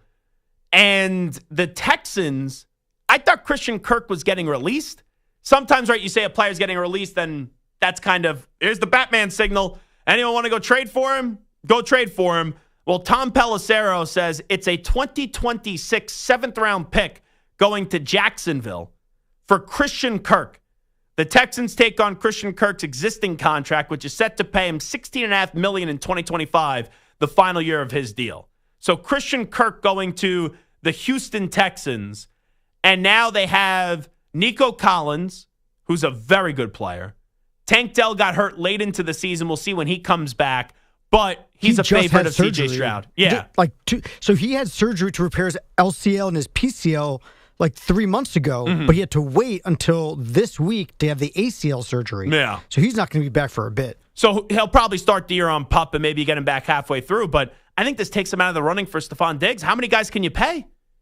Like, you because this, remember the Christian Kirk deal happened? We and all he said signed? it was a bad deal. I understand that, but think about it now. We were freaking out over like this. It's now $16.5 million, but if memory serves me right, it was like 18 something earlier on the contract. We're like, $18 million, now $18 million for a wide receiver. Sign me up. But Christian Kirk is a fine receiver. He's like a number 2 wide receiver in this league. That's what he is. So I think that this means Stephon Diggs, unless if it's a cheap 1-year deal, which it could be, because Stephon Diggs also got hurt this year.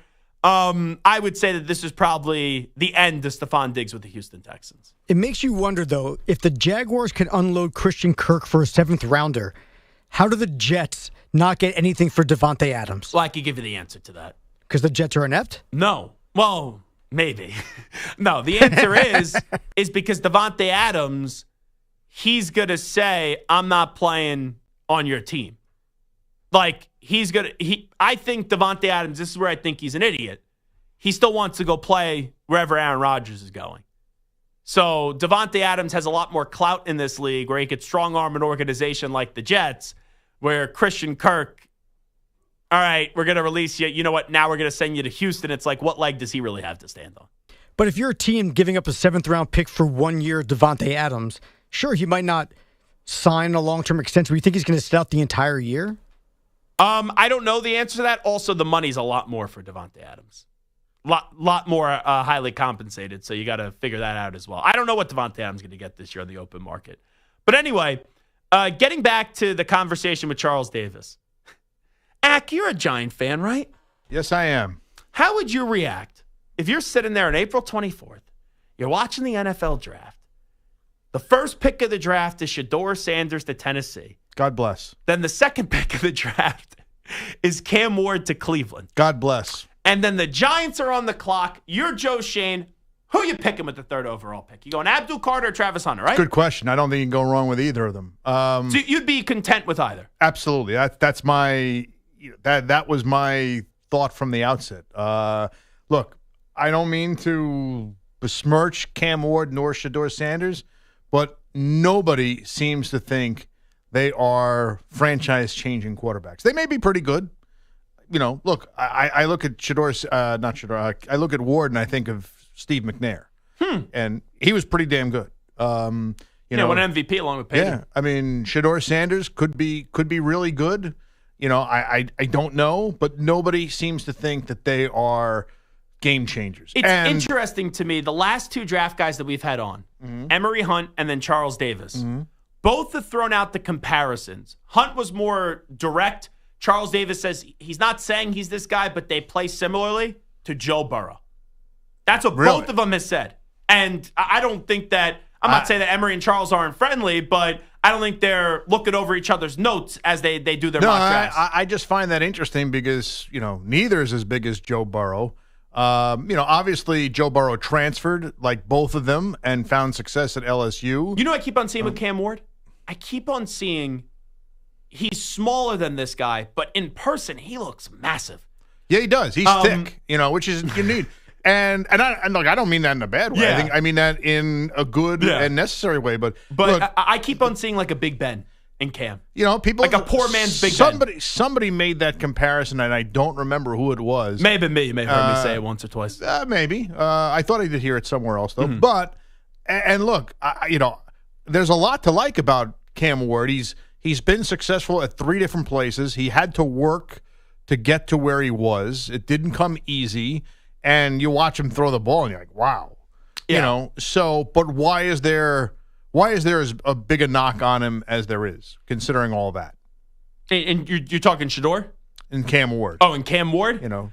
Shedeur, I kind of see it because he's a little smaller. Yeah. I think there. Here's what I like about both these guys. They both have done more with less. And they've been multiple places too, which I kind of actually now like. I don't know if you could call more with less when you have Travis Hunter. So that's yeah, but the offensive line stunk at Colorado. Yep, I get it. Yeah. I get it. So. I think both guys. I look at them. I say they could be good.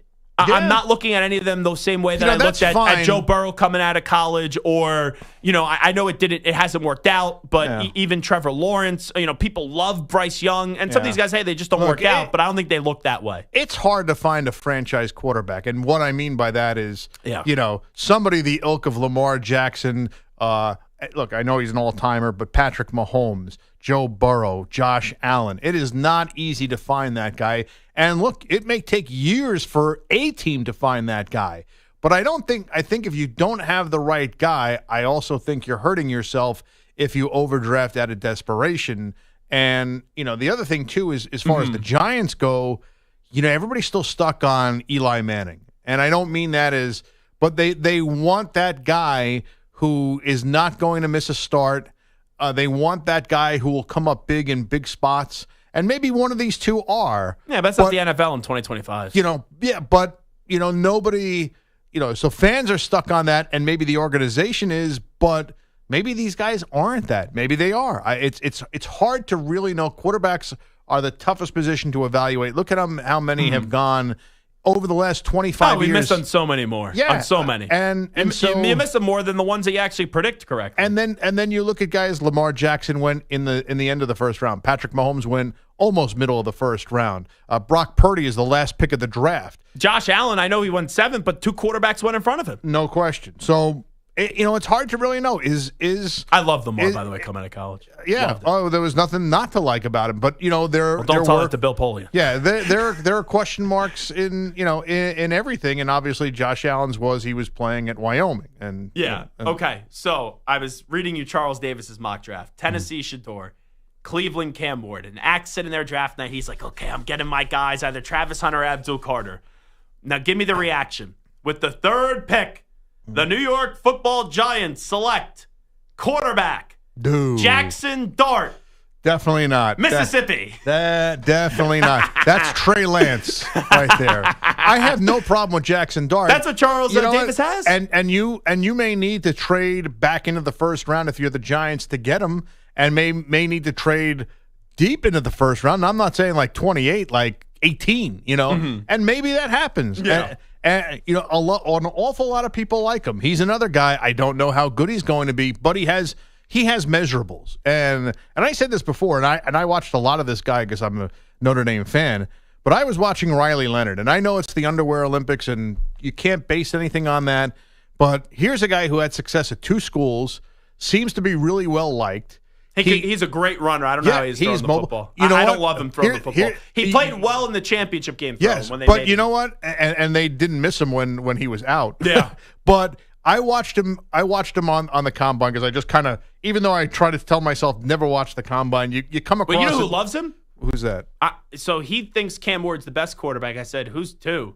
And he was like, I kind of like Riley Leonard. That was Ryan Leaf. There you go. Said that. Because I watched him, and I had the same reaction about Daniel Jones at his pro day. Riley Leonard didn't miss a pass. And I know there's no pass rush. The conditions are perfect, but he's throwing to guys he's never thrown to before. Daniel Jones didn't really work out, though. Yeah, but you know what, though? Daniel Jones, for a little while, was a pretty good quarterback. And maybe he got, hey, he won a playoff game on the road. That's got to count for something. And maybe the injuries, and he became a little skittish because of the line. Maybe that caught up with him. Who knows? I don't know what went into this, but I will say this, though. Riley Leonard, not only made the throws, but also was like unfazed by anything. He looked like he was playing catch with you and me. And, maybe he's not good. That's entirely possible. And maybe he's a backup in the league for 6 years. But watching him the other day, I was like, you put that all together, and maybe there's something there. And again, maybe he's a day 3 pick. Maybe he's worse than that. Maybe somebody falls in love with him, and he's at the back end of round 2. I don't know, but that guy I looked at, I was like, there's something there. I don't know what it is, and I'm certainly not a scout, but there's something there. All righty, we'll take a break. We'll come on back. We'll give you the first 4 picks of the draft when we return. Update time first. Here is Ack. Infinity Sports Network. Sports Flash. Trey Hendrickson is going to be a hot commodity for someone willing to pay. That may not be the Bengals, who have given their all-pro pass rusher permission to seek a trade. The 30-year-old has 35 sacks over the last 2 seasons and finished second this year for Defensive Player of the Year honors. There's another defensive lineman on the open market, with the Niners informing Javon Hargraves that he's going to be released. The 32-year-old is a 2-time Pro Bowler, while Raekwon Davis was released by the Colts. The Browns can see the light at the end of the tunnel of restructuring Deshaun Watson's contract, so all that remains are the upcoming season and next, and they clear $35 million in cap space. The Jaguars sent Christian Kirk to Houston for a 7th-round pick, and Dan Lanning off to a great start at Oregon, and he'll be there for a little while longer at the very least, reportedly finalizing an extension that will pay him $11 million annually. The Ducks are 35-6 during his tenure and coming off a Big Ten championship in their first year in the conference. The Celtics have been somewhat overlooked by the success of the Cavaliers in the East, and most recently by the Lakers' winning streak, as well as the one by the idle Cavs, which has reached 12 in a row. The defending champs go for back-to-back wins tonight in their 45th of the season against the Sixers, while the Lakers look to make it 8 straight when they host the Knicks. I'm Rich Ecker. The Infinity Sports Network is on your smart speaker. All you have to say is, play Infinity Sports Network.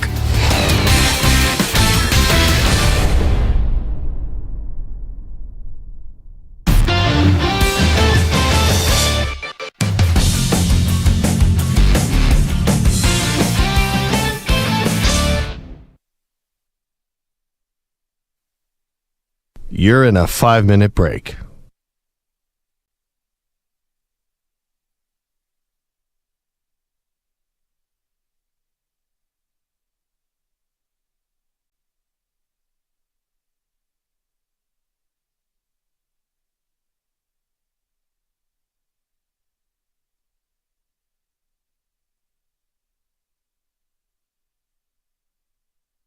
Four minutes, 30 seconds remaining.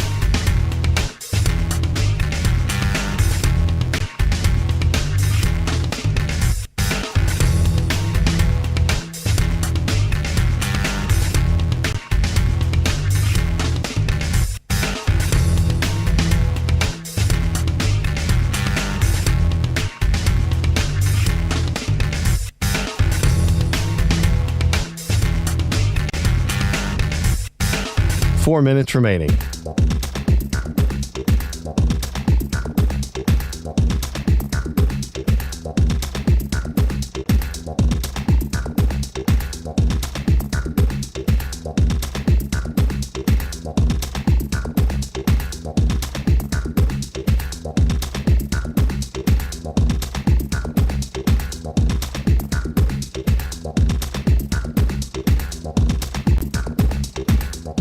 Three minutes, 30 seconds remaining.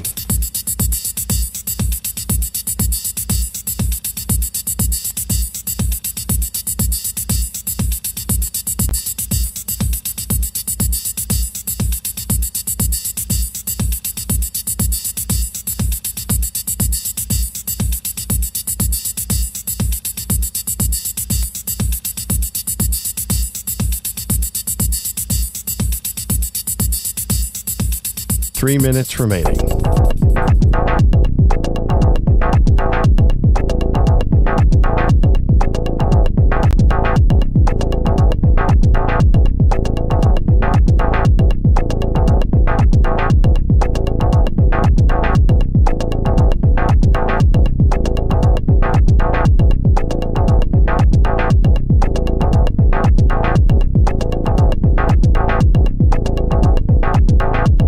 Two minutes, 30 seconds remaining.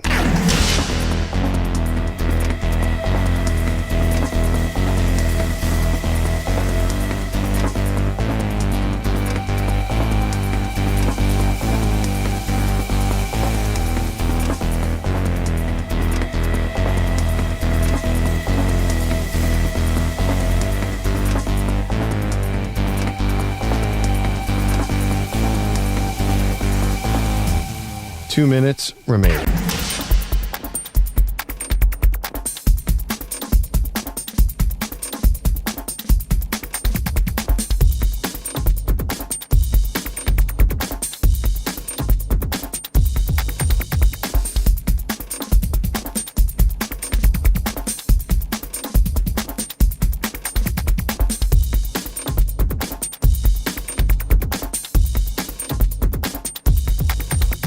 One minute, 30 seconds remaining.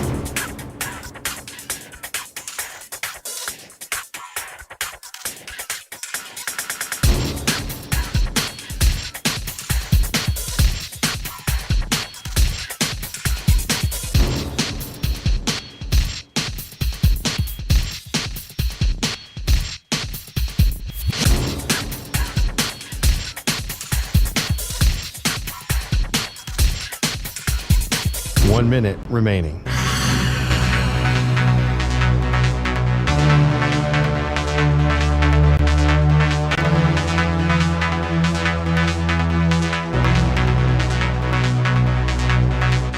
Forty-five seconds remaining.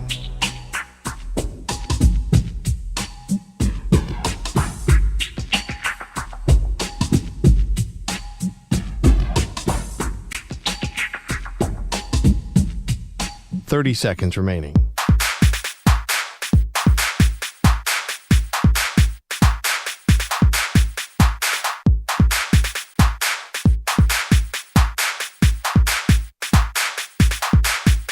Fifteen seconds.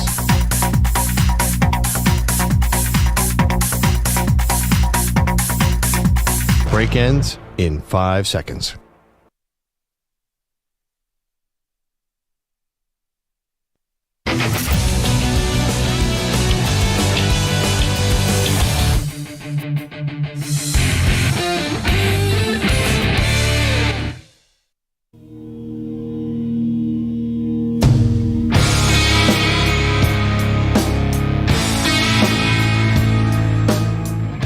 This is the Zach Gelb Show on the Infinity Sports Network. Yo, this portion of the show is brought to you by Ethos Life, the easy way to get life insurance in 10 minutes, up to $2 million in coverage with no medical exam, just a few health questions. Get your free quote at checkethos.com, not available in all states. I think there is option one, and then there's option two when it comes to the first 4 picks of the 2025 NFL Draft. I do believe Cam Ward's going 1 in some capacity. Shedeur Sanders is going 2. So this is option one for me. Tennessee keeps the pick. They take Cam Ward. Then the Cleveland Browns take Shedeur Sanders. Then the Giants at 3. I think with the Giants and the money that they have invested so far on the defense, right? I know that there's a decision to be made on Kayvon Thibodeau, but you just ended up paying Brian Burns as well. You got money tied up to Dexter Lawrence. I think they go more so, let's get help on the back end. Let's also get someone that could complement Malik Neighbors, and then they would take Travis Hunter. And then the Patriots would get Abdul Carter at 4, and you would get Keon White, Barmore, and Abdul Carter on that defensive line. That's what I think is option one. Tennessee Titans, Cam Ward, Cleveland Browns, Shedeur Sanders, the New York Football Giants with Travis Hunter in at 3, and then the Patriots with Abdul Carter in at number 4. Option 2. This is the second option. I could see the Giants trading up to 1, and then they snag Cam Ward.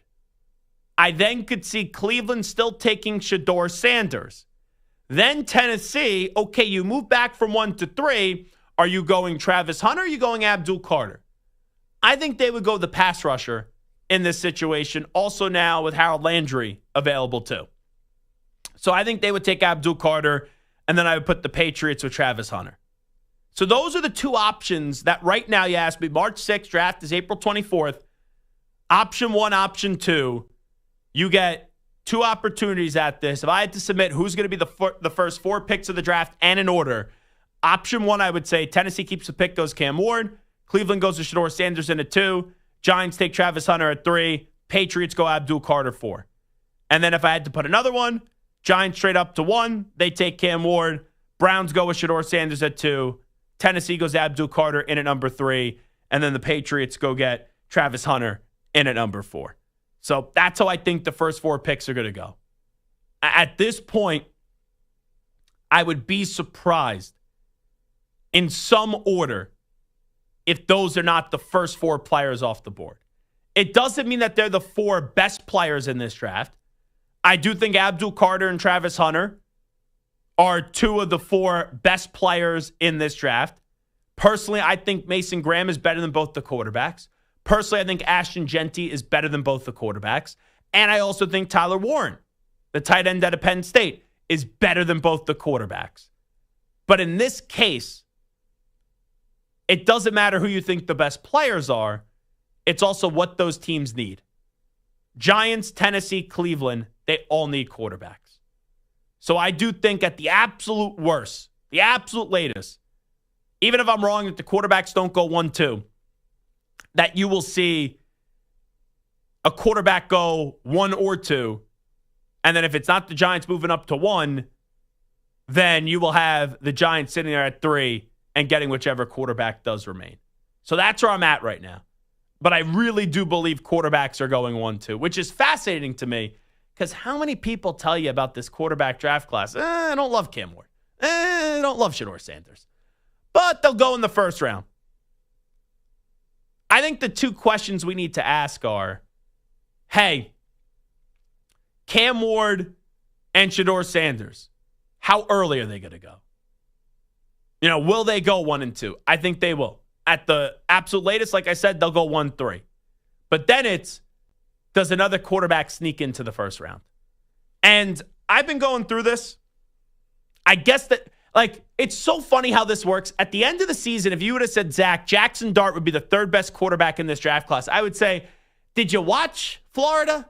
Did you watch Kentucky? Even the game that they won up against Georgia, that game was won because of their defense. That was the alarming thing to me with Ole Miss this year. Their demise, we all thought it was going to be defensively. It wasn't because of their defense. It was because of their offense and the inconsistencies that they had on the offensive side of the ball, especially in a big game. So, if at the end of the season you would have said, Zach, Jackson Dart would have been QB3, I would have said, no way. I thought it would have been Dylan Gabriel. Now it seems like Dylan Gabriel's like quarterback 7 or 8. Midway through the season, I would have thought it was Jalen Milroe. I would not use a first-round pick on Jalen Milroe. But it seems like momentum is picking up for Jackson Dart to be the third quarterback in the draft. Charles Davis just put him at 3. I love CD. He just was on the show with us. But what? Jackson Dart at 3? And I went through this morning. And when I was going through the draft order, and I was saying, where can Jackson Dart go? And I know what Charles Davis said. I don't see him going 3. I'm just going off teams that need a quarterback. Jackson Dart's not going 1 to Tennessee. Jackson Dart's not going 2 to Cleveland. Jackson Dart's not going 3 to the Giants. If Jackson Dart's there with the Raiders, I don't think he's going there. I don't think the Jets take Jackson Dart. Like, I'm going through teams that need a quarterback. I don't think the Saints take Jackson Dart. So I'm going through it. I only had 2 teams. I only think Jackson Dart could go to 2 teams in this upcoming draft. One would be the Seattle Seahawks sitting in there with the 18th overall pick. And then, if you had to throw in another potential team, another possibility here, honestly, maybe the Steelers at 21. Those are the only 2. It's the Seahawks and the Steelers. If Jackson Dart goes 3, 6, 7, 9 to either the Giants, the Raiders, the Jets, the Saints, I'll be recording an instant reaction video, sending it to Samter, and losing my bleeping mind. I don't think he should go in the first round, but I know this works. But if you tell me, okay, Seattle uses pick 18 on him, okay, I could get it. The Steelers use 21, okay, I could get it. But other than those 2 teams, I don't see the team that needs a quarterback and they have the pick where you go, okay, I'm going to take Jackson Dart there. But also, I didn't think Bo Nix would go 12th overall. And Bo Nix had a pretty good rookie season last year. Darius Slay has some things to say about quarterbacks. We'll react to that next.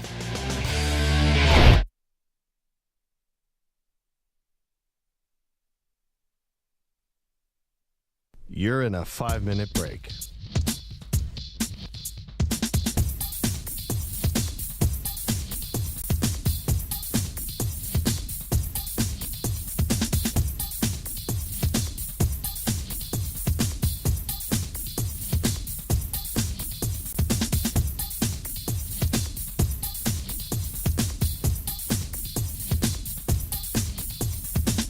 Four minutes, 30 seconds remaining.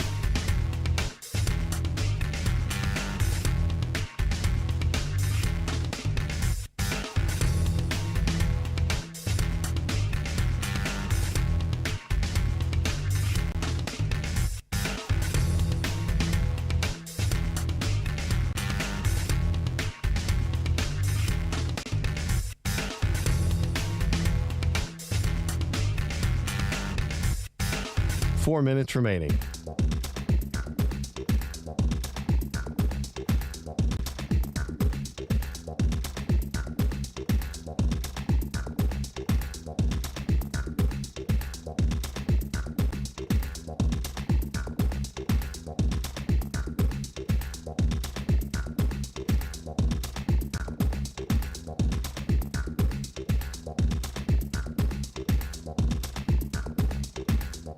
Three minutes, 30 seconds remaining.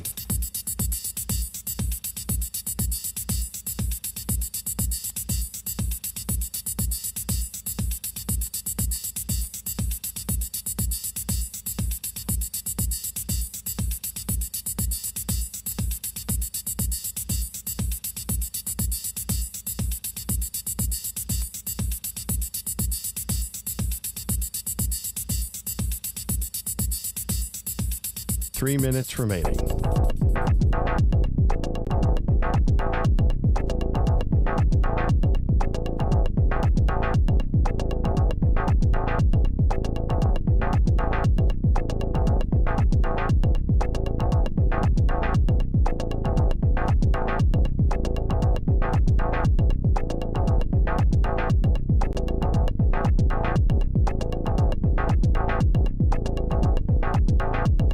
2 minutes, 30 seconds remaining.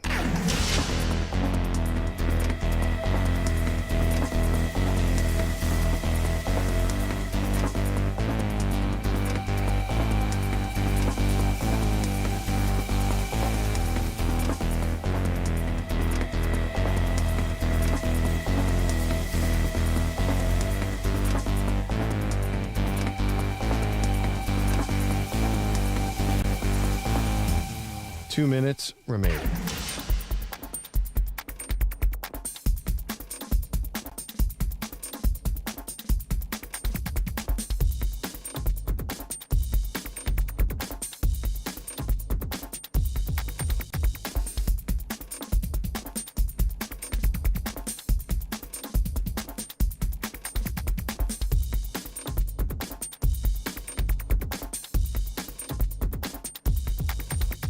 One minute, 30 seconds remaining.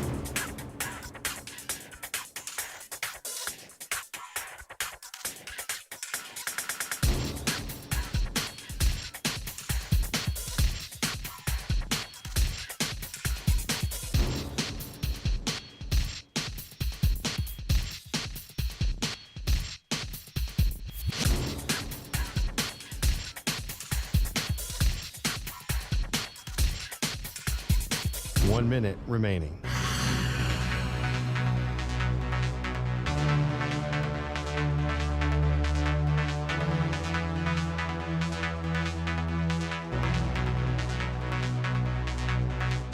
Forty-five seconds remaining.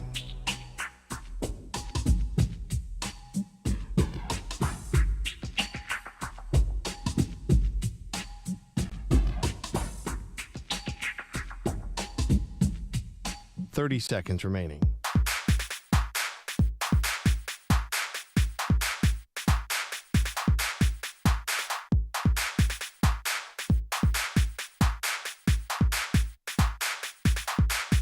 Fifteen seconds.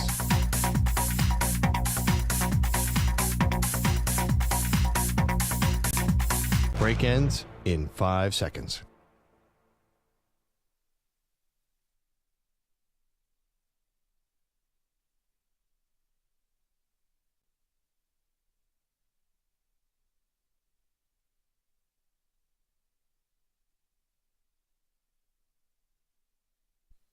To infinity and beyond. He's live. He's nationwide. This is the Zach Gelb Show.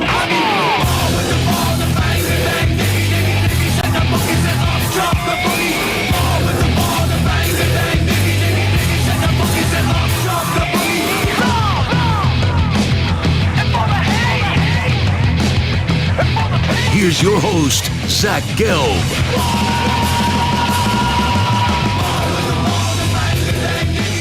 Hour number 3 of our radio program. Botcher and Samter, we're going to put you on the spot here. Nothing crazy. Botcher, you look nervous. I said we're going to put you on the spot. Botcher rolled his eyes. No, I was counting the clock. No, you rolled your eyes. You look like you were in disgust. You're like, all right, this bloviating jackass is now going to ask me a question, and you don't know what I'm going to ask you about. You feel uncomfortable. It's nothing crazy here. You're a smart guy. You're good with numbers, right? Failed every math test ever. Really? No.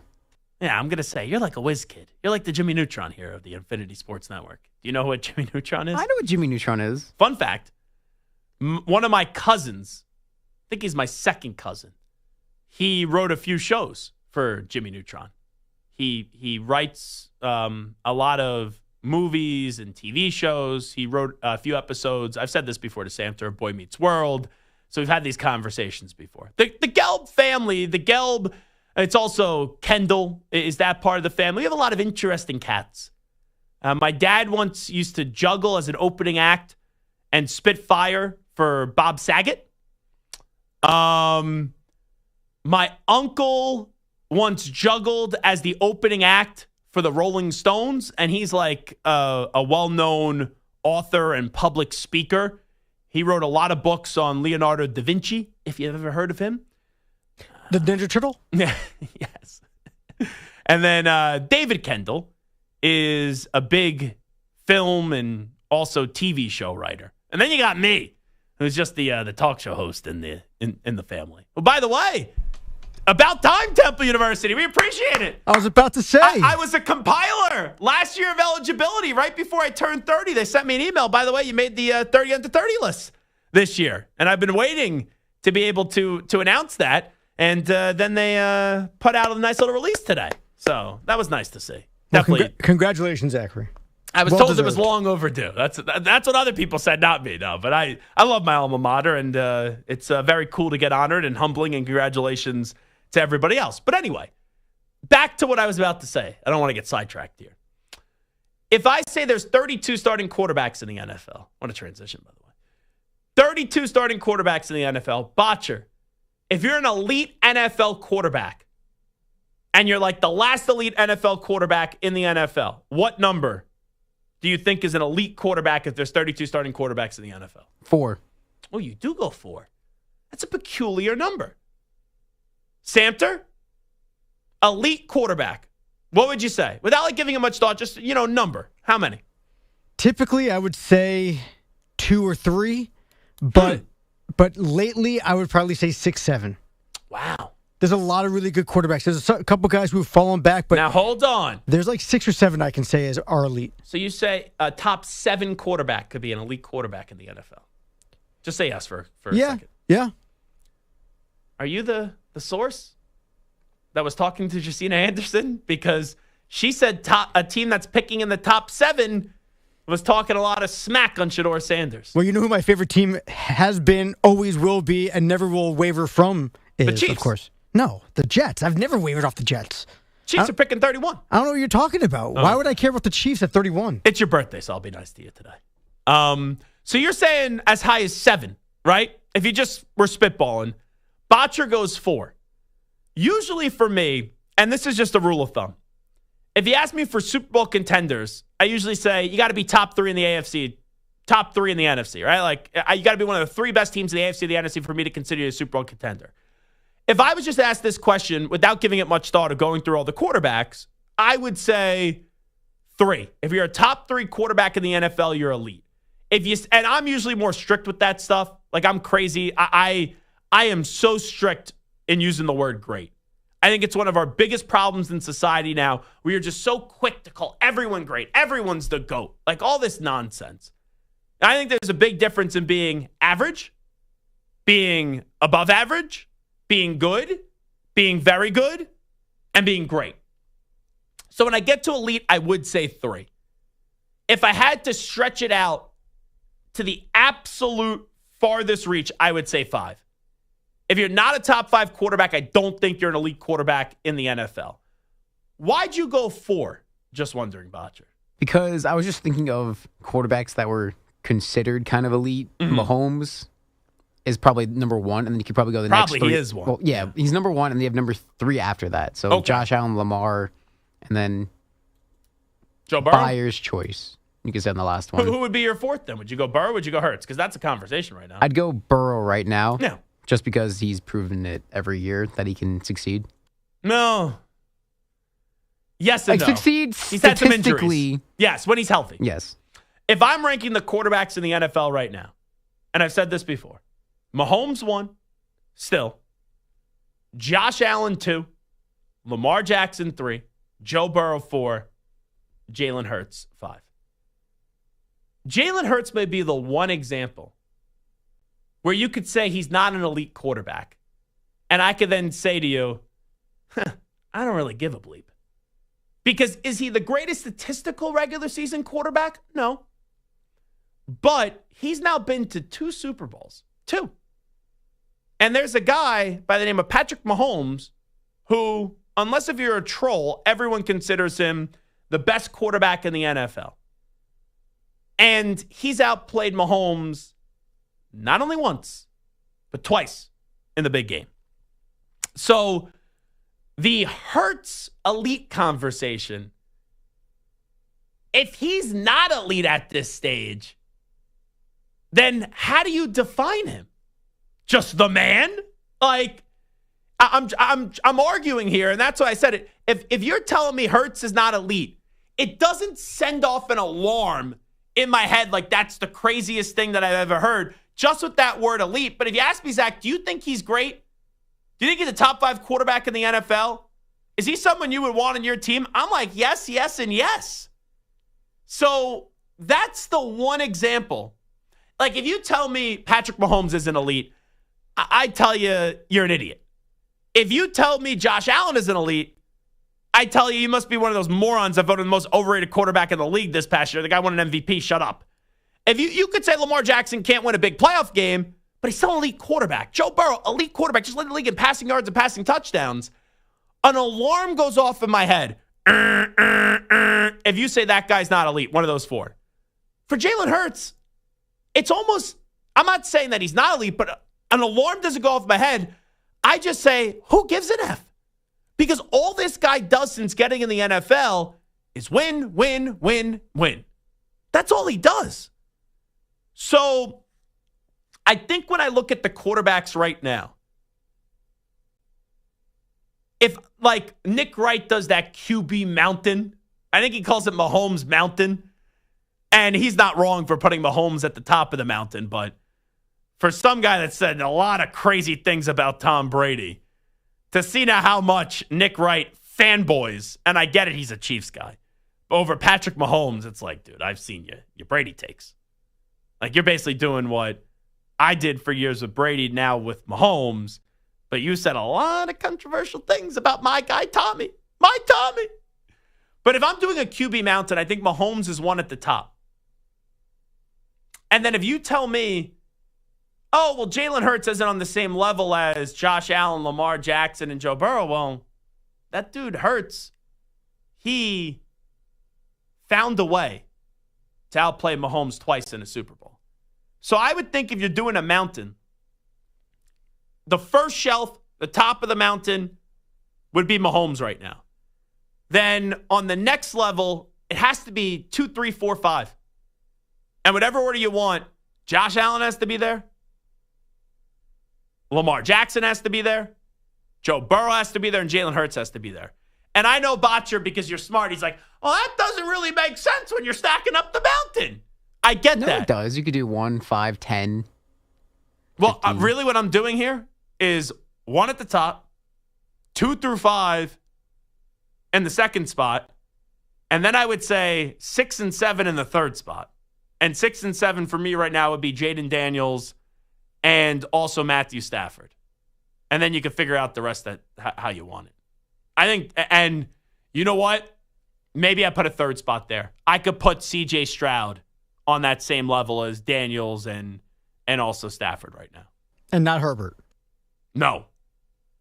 I like Herbert. Or Goff. I like Herbert. I like Goff. Herbert, to me, I need to see more out of him with Harbaugh, which I think it's going to work. Herbert also, I think there's a lot of people that like to ding him, but I think a lot of people would still rather have him as their quarterback than what they have now, but that hasn't worked as we thought it would. I give him kind of a pass of Brandon Staley, but this playoff game, he was horrible. He was absolutely horrible. And Goff, he's done a lot of good things in Detroit, but choked that NFC Championship game away. And then also this past year, I know that the Commanders were a wonderful story, but he lost to the Commanders in his own building where he did not play well. So I think those, to me, those are the 7 best quarterbacks in football right now, in my opinion. It's Mahomes, it's Allen, it's Lamar, it's Burrow, it's Hurts. Those are the 5 best. And then you have, in at number 6, I'd probably have to go Jaden Daniels, 7 Stafford, and then I would put CJ Stroud in at 8. Then spots 9 and 10 are up for debate. Then you could say, okay, what about Dak? What about Tua? What about Herbert? What about Goff? What about Rodgers? A little Baker action. Baker, definitely. I loved what I saw out of Baker Mayfield the past 2 years. But anyway, the reason why we're bringing this up, Darius Big Play Slay, now formerly of the Philadelphia Eagles, and he's still open to a return to Philadelphia even though they just cut him. he's been talking a lot. And I know, right, he has a podcast and he goes on a bunch of shows too. But Darius Big Play Slay, I've seen two things from him this week. One was he asked, if you're not back, who could take your leadership role? And he said Reed Blankenship, which I think is a fine answer. And I don't know if this was intentional or not, or if he was dissing C.J. Gardner-Johnson, if there's beef there. But clearly C.J. Gardner-Johnson took it some type of way. So C.J. Gardner-Johnson was annoyed that he wasn't viewed as a leader by Darius Slay. Now, I haven't heard this yet, but I've seen the headline all throughout the day. And when you see a headline all throughout the day, and it's not a pressing topic, but it's something we'll eventually talk about, I just like to hear it naturally on the air. So let me see if the headline matches the quote. This is Pick a Side podcast. Darius Slay doesn't consider Jalen Hurts an elite NFL quarterback. How I do elite? The elite go to the top 4 guys. You know what I'm saying? That's how I do elites. And like elite for me in the quarterback world is Joe Burrow, Mahomes, Lamar. Yeah. And Josh Allen. Them are the elites. They got their own, you know what I'm saying? They their own tier. What is it with players when they do these lists? And I know that they're putting thought into it, but they always throw out a number. Like, we talked to Micah Parsons 2 straight years, and he's made this dumb case. I love Micah, but it's a dumb case. He tries to tell you that TJ Watt isn't a top 5 pure pass rusher in the NFL. And he's talked about this. He doesn't he goes, I'm going by your definition, pure pass rusher. And I'm like, well, the guy has led the league in sacks 3 out of the 4 years. You know, has to go for something. But every time he gives you like 3-4 names, and you get to that 5th, and it's like, and you can't give a name. So there's Darius Slay, peculiar, like Botcher. 4 quarterbacks in the NFL are elite. Okay.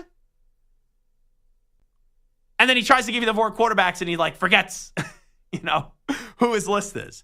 So I'm not irate if you say that Jalen Hurts isn't an elite quarterback.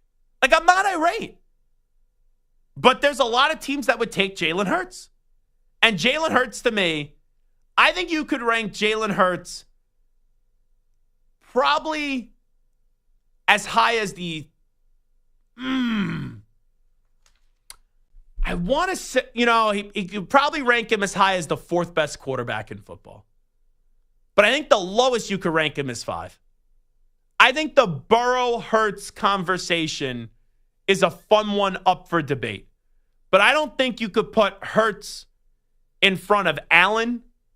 I don't think you could put Hurts in front of Patrick Mahomes. I don't think you could put Hurts in front of Lamar Jackson. I don't. Now, people will say, but Zach, he has a Super Bowl and a Super Bowl MVP. When you get to these tiebreakers, Mahomes has both, right? Has the regular season awards, and he's got the postseason awards. Josh Allen, I just think how do you not call him a top 3 quarterback in the NFL right now? And when they lose in the postseason, it's not because he stinks. And Lamar Jackson has won 2 MVPs. Now he doesn't have the playoff success. But Lamar has played at a higher level for a longer period of time than Jalen Hurts has. So I think Burrow, just because of his ability not to stay always on the field, I think that's why you could have that debate. But if you're asking me for the next 5 years, would I rather have Burrow or would I rather have Hurts? I'd rather have Joe Burrow. So here's a question. Mm-hmm. We all put Mahomes 1 because of his resume and what he's done over his career. Well, also, if you're picking every player in the NFL in the draft tomorrow, Mahomes would easily go 1. But we all know the last 2 years he has struggled. Not struggled. He has seen a significant dip in his stats. And this is for a team that hasn't necessarily been running the ball a significant more amount of time. He went from 41 touchdowns to 27, then 26, 4 straight years, over 10 interceptions. Yeah. Last year, he didn't even break 4,000 yards passing. Right now, forget about resume. Right now, for the year of 2025, who is the best quarterback in football? Mahomes. Interesting. So I think context matters. I also think Bill Belichick said something that I love. Stats are for losers. And even though, all those things that we said early on in Mahomes' career, now I think he's playing more like Brady. Where Brady, towards the end of his career, had some awesome stats. like even the middle in 2007. But Mahomes has talked about just being more of a game manager now and doing whatever it takes to win. That offensive line also the last 2 years in Kansas City has been a mess. He doesn't have a number one weapon to really throw the football to. I know people say Travis Kelce. I'm talking wide receiver. And the run game has been fine, but Isaiah Pacheco went out of the lineup. Kareem Hunt comes back to Kansas City. So I think that they've just said we could rely on Mahomes not having to chuck it as much and not have to go throw for 40 passing touchdowns a season because we just, got to get in the dance. And we're just asking to manage the game on with how great our defense is. That's what I think it is. If you put, let's say, Mahomes with Jamar Chase and T. Higgins, I think his numbers would be just as good, if not better, than Joe Burrow. If you put Mahomes with A.J. Brown and also Devontae Smith, I think his numbers would be just as good, if not better, than Jalen Hurts. And I know, right, for Jalen, they run the ball so much, so I think the passing numbers would absolutely be better. Even if you put Mahomes in Baltimore with Isaiah Likely, Mark Andrews, Derrick Henry, and Zay Flowers, I think his passing numbers would be through the roof. Now, if I put Lamar in Kansas City, if I put Josh Allen in Kansas City, if I put Joe Burrow in Kansas City, or Jalen Hurts in Kansas City, I'm not saying they wouldn't be good. But let me ask you a question. Out of those four, Josh Allen, Lamar Jackson, Joe Burrow, and Jalen Hurts, if they had that Chiefs offense, which is not terrible, who's most likely to win the MVP in your opinion out of those four? Probably Lamar, considering that he did it for so long with no receivers and an always injured run game. And you'd also have to change your offense to Lamar run. And listen, Josh Allen obviously had James Cook this year, and Shakir was pretty decent. I would actually go Josh Allen. I would. I could see it. But if it's not Josh Allen, then I think it would be Lamar. I agree. I agree. And that's not me saying that, Joe Burrow would be terrible without Jamar Chase and T. Higgins. I think the world of Joe Burrow. And I think very highly of Jalen Hurts. But you could take Mahomes and put them on those other guys' teams, and I think you would see the statistical Mahomes that you saw earlier in his career. All the other guys, I think they'd be very good. But look at where they are right now. Outside of Hurts, none of the rest of them have Super Bowls. I don't think their numbers would be as great as where they are now if you put them in Kansas City. That's just me. All righty, we will take a break. We'll come on back with a news brief. It is the Zach Gelb Show on the Infinity Sports Network. You're in a 5-minute break.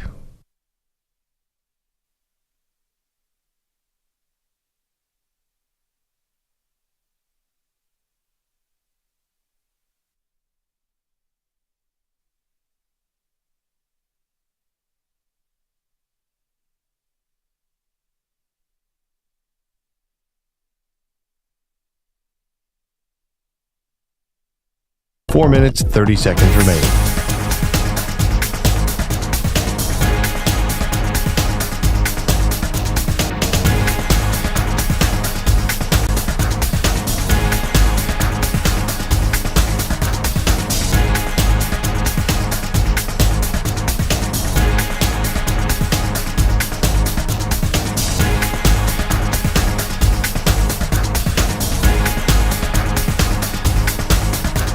Four minutes remaining.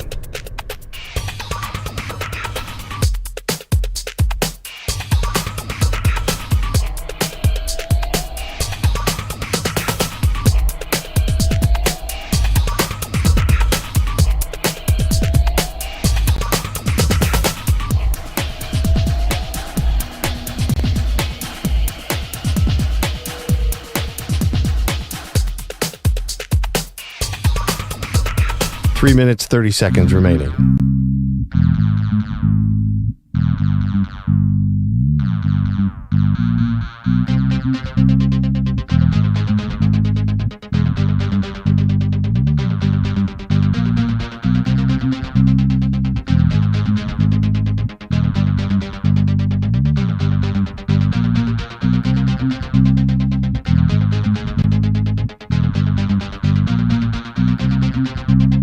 3 minutes remaining.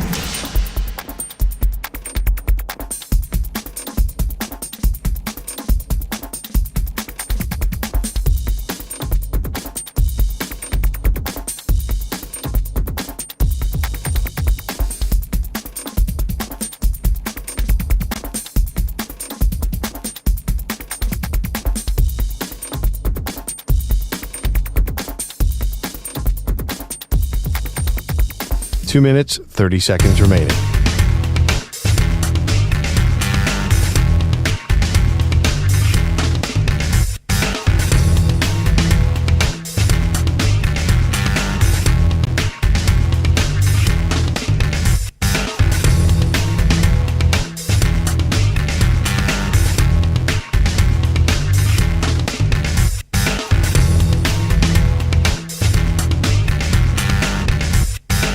Two minutes remaining.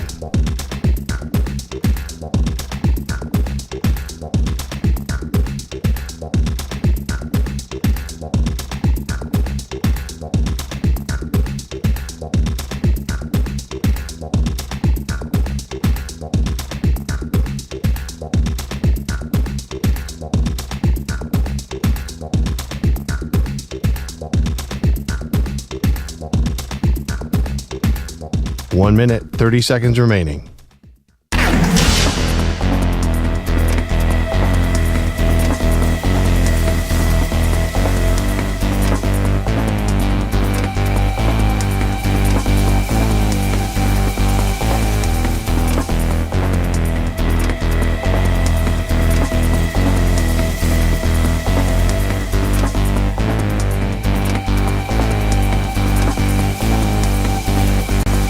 One minute remaining.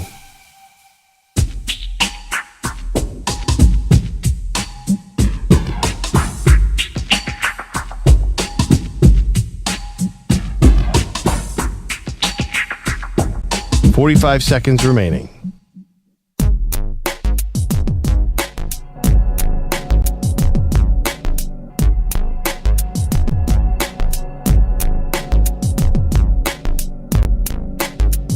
.30 seconds remaining.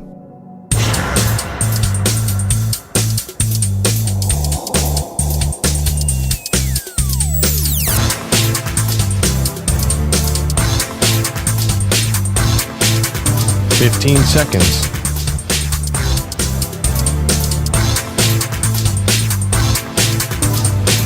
Break ends in 5 seconds.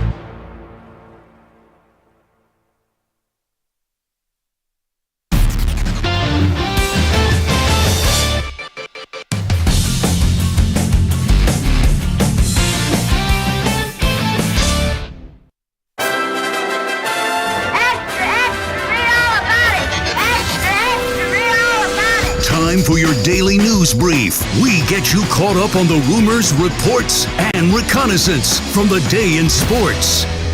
Alrighty, let's get to Jerry Jones. Your son said they would be selectively aggressive in free agency. Last year you said you would be all in. So what's the messaging this year from good old Uncle Jerry?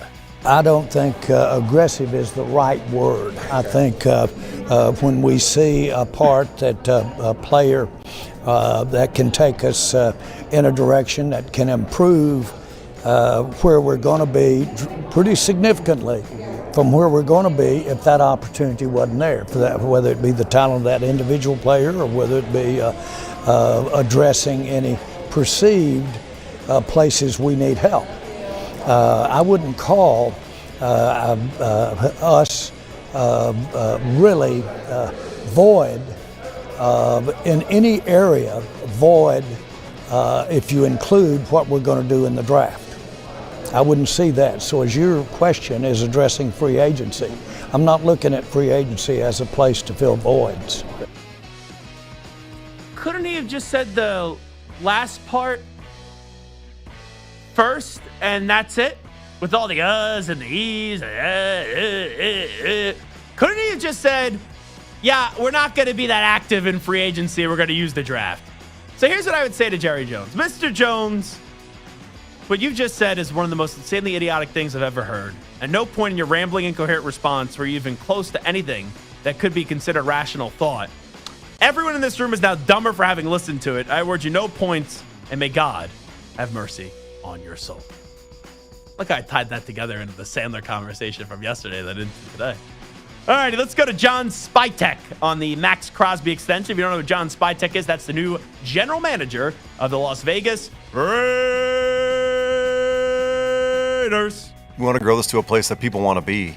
And when people like Max, I mean, it's no secret, it hasn't been sunshine and roses around here forever, but when he makes a commitment to the Raiders like this, and he stands for everything Coach and I and this new staff and everybody talks about, he signs up for it. I think that speaks volumes, and I hope it's noticed in our locker room. I hope it's noticed around the league. My question to just Max Crosby, and I said this yesterday, do you think you're actually going to win there? Like, seriously. Do you really want to win? Because if you do, you got to go elsewhere. And he deserves better, quite frankly. Here is Max Crosby on his big extension with the Raiders. It doesn't change my approach. You know what I mean? I'm still going to be here same time every single day and put the work in. That's just a byproduct of, the sacrifice that we do on a daily basis. So when I'm retired, whenever that day is, maybe go on a couple more vacations. But for the time being, I'm focused on being the best on the planet at what I do. How awesome would that have been, Samter, if you would have just heard in there? Yeah, it also means I'll be going to Piero's more in Las Vegas with Sully, Zach, and Samter. That would have been pretty bleeping cool. I just would have liked to have heard that, if you want to pick up the check for us at Piero's in Las Vegas, that would be good with me. Here is Pete Carroll on the Max Crosby extension. We're always in pursuit of finding great competitors that will help us build a great team. And there's no way we could find anybody that is more focused and directed and committed to giving everything he's got to every opportunity he's going to get. And so for us to make this statement today is like it fits perfectly. Yeah, so that's all great that you keep one of your own and you make sure that he's happy in Max Crosby. But what else do you got? I got Brock Bowers. Got Christian Wilkins. What else? Who's throwing the football? What are you going to do there? And that's the biggest thing I need to know with the Raiders. Is it drafting Shedeur? Is it signing Sam Darnold? Is it signing Russell Wilson? Because regardless of what the Raiders do in this offseason, and it officially starts next week, I like the start. I like Pete Carroll. I like Spytek. I like making sure that Max Crosby's not going to request a trade. Fine. But it's all incomplete. I can't grade the Raiders yet until I see what they do at the quarterback position. They could have a wonderful offseason. Right? They could go make a few more moves, be aggressive, and we could be praising the Raiders. But if they don't hit on the quarterback, don't matter. Don't matter. You either have a quarterback in this league or you don't, and the Raiders haven't had a quarterback in a long time. So here is Adam Pac-Man Jones on the We Got Time Today podcast. Wait, my guy Coach Prime has a podcast? So this is with my newest Twitter follower in Coach Prime, Deion Sanders. I'm a believer. I support Coach Prime. But this is Pac-Man Jones talking to Deion Sanders, Coach Prime. And he tells Coach Prime a story about drug testing in the NFL. The best lines he told me. I said, you can have the liquor, but I'm not getting where that weed. You got to stop doing that. You got to stop doing this. You got to stop doing this. You got to stop. I mean, you stop. He said, I can stop all that, but you can't take away my weed. Yeah, like I cheated the program. Like I was really good. People don't know how smart I am. I could say it now. I don't play no more. But like, I've never used my piss for a piss test. Not one time. Not one time. That can't happen today, because today, those it can happen if you know what you're doing. No, don't say it can't happen, Pop. How do you do it? How do you do it? Hey, Pop, don't say it can't happen. The reason it can't, because they go in there with you right now. And you still can get them. No, they go in there and watch you pull out right now. You still can get them. Watch you pull out and put in right now. Can I ask a question here? Let's go around the room. For that to be your job, to go around the world and basically watch NFL players pee into a cup, and then you have to take the urine, and then you have to send it wherever. How much would that cost you to do that job? That seems like a miserable job. You have to watch other grown men urinate into a cup, and I'll just go on a limb here. They're not happy to see you. They don't want to see you, because no one wants to see someone stand in front of them as they urinate into a cup. What a sentence, by the way, for Act to walk into the room. So let's go around the room here. How much would you have to be paid, Ryan Botcher, to be the person that goes from city to city and you have to collect the urine sample and watch these NFL players pee into a cup? At least 100,000. That's it. Okay. Samter, what's your number? I'd do it for free. That's weird. That's creepy. No. You're another year older today. You're supposed to be wiser. I don't think that's the case. What's your number, though? It's got to be at least mid six figures, like 250 or above. Okay. I would say. But if you're getting like sent around the world, then that's kind of an extra perk. Imagine if you're out in the city. Oh, what brings you here to Denver, Colorado? Pat Surtain? Yeah. I have to go collect his urine tomorrow. I have to go watch him urinate. Ack, how much money? I wouldn't say they have to pay me, like, you can't pay me enough for that. If they paid me a sizable amount, I'd be happy to do it. But what's the sizable amount? A couple $100,000. Okay. I mean, it's not. There's no stress to it. Other than that, like, come on, would you get it out? I don't want to wait here all day. In. All right, whop it out. Let's go. Let's see what you got. What are you working here with? Come on, let's go. Let's hurry it up. Drink some water. I think I'm gonna need at least $600,000 to do this job. I do it for $2. It does not seem like a fun job. Maybe it's not, but again, what's the stress level? I just don't think it's like, let's be real. If someone's working with a smaller pecker than you thought, how do you keep your mouth shut and not tell everyone about it? You know what? You check that. You check that one at the door. That's you're there to do a job. Let's go. As I said, let's get it on. Drink some water. Boom. I once worked with someone that was teammates of a very successful NFL quarterback. Yeah, I'll just tell the story. I worked with Dan Klecko and Angelo Cataldi, and I'll never forget this. We are in a morning production meeting, and Angelo Cataldi's sitting there going, if I could die and come back to life and be inserted into somebody else's life, I would be Tom Brady. There's not a flaw with Tom Brady. And somehow it came up the size of Tom Brady's pecker. And Dan Klecko, right, who's probably showered next to Tom Brady being a former teammate, said, Angelo, he's even, how do I say this correctly? I'm going to say it anyway. He's well hung, all right? So, by the way, Botcher, you're getting a ton of good drops out of this segment. And Angelo Cataldi, never forget it, he goes, he even has a large. And that was the extent of that conversation. So, yeah, I think it'd take me $600,000 to go watch everyone urinate into a cup. I think that's a miserable job. Now, can I come clean here? I didn't do this. In my friend group, though, I had a friend who was very good at the SAT. So to make money in the summer when he was in college, he would be an SAT tutor. Now, this story is way past the statute of limitations, so I could tell it. In order to get the job that paid decently, right, for a college student, he had to pass a drug test. Let's just say this friend, he liked the green stuff. And he had no chance of passing the drug test. So one of my friend's brothers urinated into the mini M&M jars? He urinated into the mini M&M jar. They didn't have someone watching him urinate. He walked into the bathroom, dumped it in the cup, passed it, and ended up being an SAT tutor. So I guess that's the only way I can relate to the Adam Pac-Man Jones thing. You guys see Entourage. You've seen Entourage, right? Remember, you've never seen Entourage, Samter? I have not. No. Well, there's a scene in there when they have the fake Pisha deal in order to pass a drug test. Alrighty. I think that's all I got. Hey, by the way, you told me you were going to say this yesterday, and I didn't look it up. Do you remember the number in the auction for Adrian Wojnarowski's phone? We talked about this, and I said, I'm not going to look at it. I want you to tell me on the air. And I saw something today. There was an article about it, and I did not click it. So do you have what the numbers were? So Adrian Wojnarowski auctioned off his phones that he broke major NBA news when he was an NBA insider. However, I don't think he gave you the phone with all the contacts and all the texts on it, right?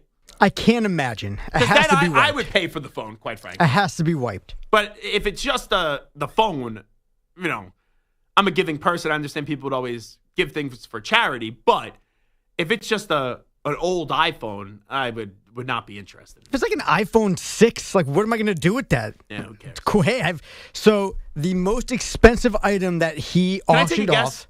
Yeah. And I like Woj. This can't go for more than $500.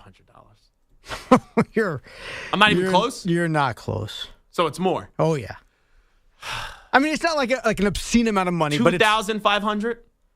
that would be like the fourth highest. Oh, my God. People are idiots. All right. Well, give me the numbers. So the highest item was the iPhone he used to break the Kawhi Leonard and Paul George the Clippers deal in 2019. That went for $5,000. Oh, my God. That's ridiculous. For a blank iPhone that's out of date? Yeah.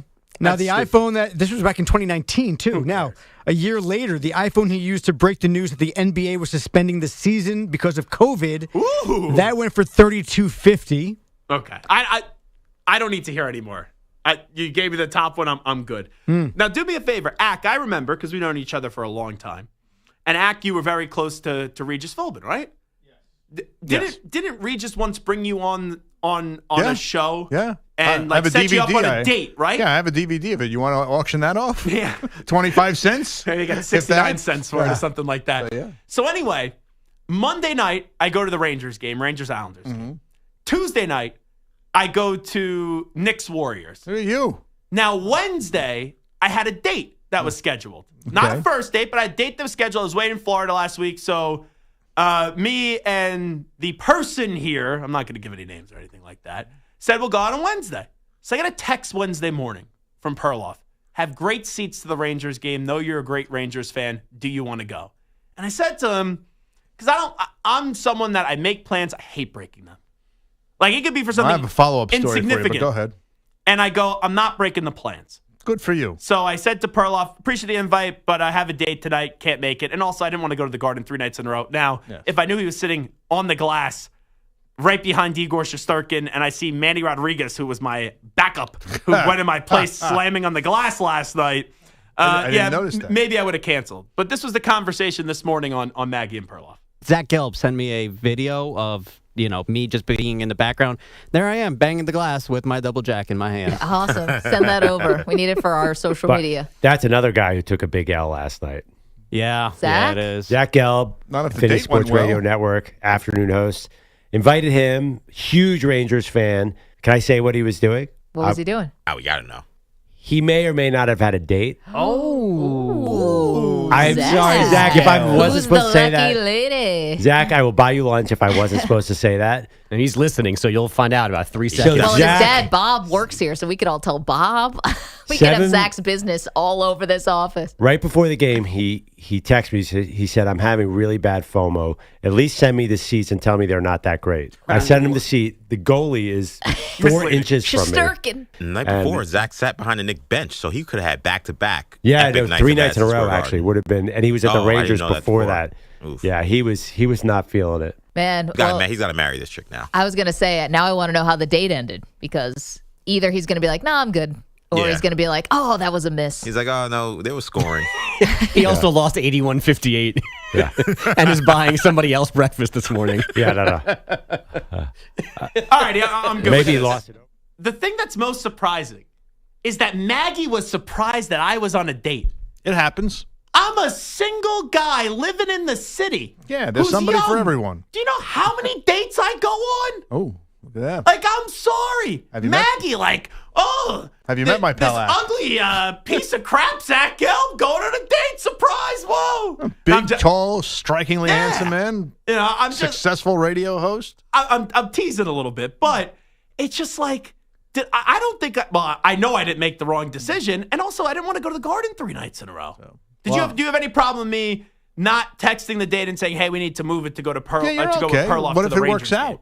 You know? Yeah, That's I'm not going to get into the details. plus the way the Rangers are playing. We're not doing the specifics. We're not doing the specifics on the date. Ohio. But the way the Rangers are playing, there'll be more games, especially if there's playoffs or you're hoping there's play. I'm with But you this on way, that. I do more scoring than the Rangers did in overtime last night. I had an opportunity to go. I think it was Game 4 of the 1999 World Series. All right, that's a little different. World Series. I'm not Then a regular season game. You know, in I'm not a March. Yankee fan. I had met this girl or was in contact with her, and we were having a hard time getting on the same page as far as a night to meet. So okay. we had a date set for previous this night. cancellations. Yeah, we had a date set for this night, and it was a late ad where somebody said, hey, we got an extra ticket for tonight. Do you want in? And I'm thinking to myself, I'm not a Yankee fan. This is not my place. I'd love to go to the World Series because it's the World Series, but I've been to the World Series, and it was at pretty memorable games. And I said, you know what? I really appreciate it, but I'm good. I want to go on this date. I haven't met this person, trying to meet her. And about an hour before the date, she texts me. And Canceled? Canceled. Oh! Did you end up going to the game? No, it was too late at that point. And Chad Curtis won it with the home run, remember?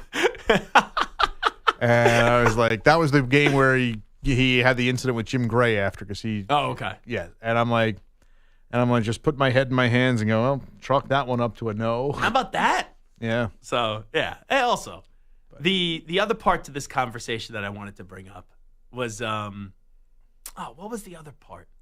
There was something else that was, EJ. Now he has to marry her. You know what? This is what happens, right? EJ engaged, Maggie married for a while, Perloff married for a while. I think they forget what the single life is like a little bit. Exactly. All right? Yeah. I mean, they were up against the glass seats, so you got to marry her. That's cool. Yeah. Now, if you took the date to the game, that's something else. Perloff said, hey, I'll give you my ticket, so you can go sit there. That's a good start. I may or may not have been on a date before where I was third or fourth row at the Garden for a Knicks game, and a lot of people were texting me, asking me who I was with at the game. Okay. So that has happened. Nothing wrong with that. Anyway, we will take a timeout. Update time. Here is the Love Doctor, Rich Ackerman.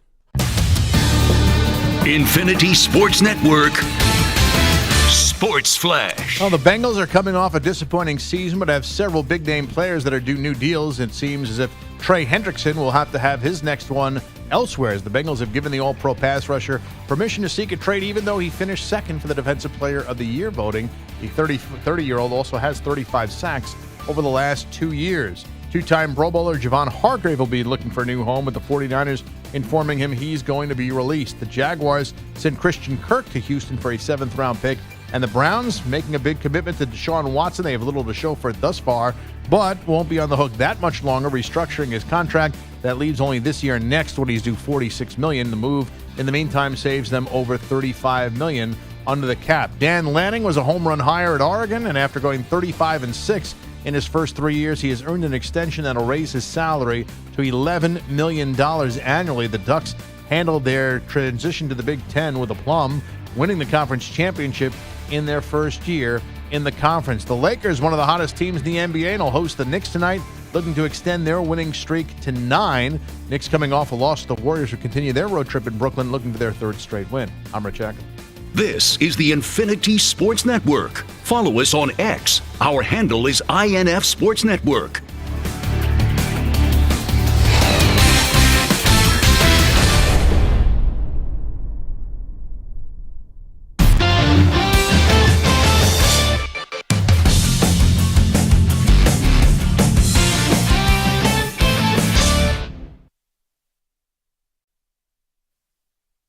You're in a 5-minute break.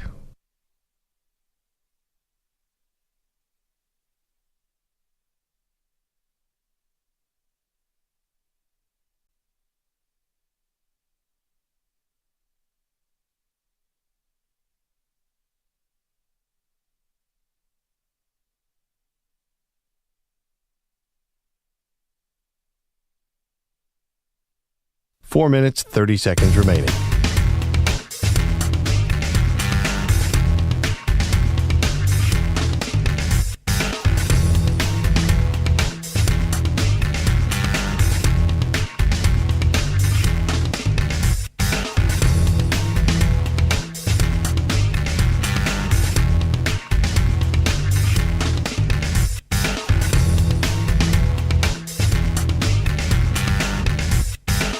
Four minutes remaining.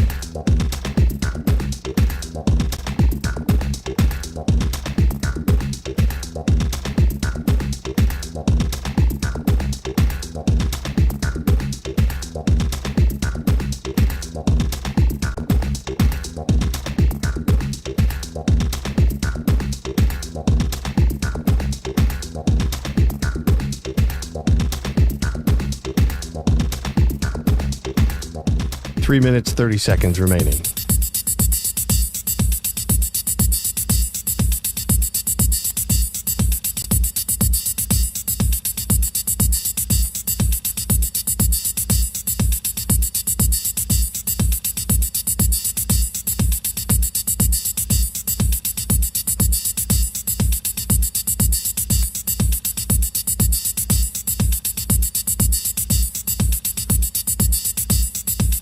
Three minutes remaining.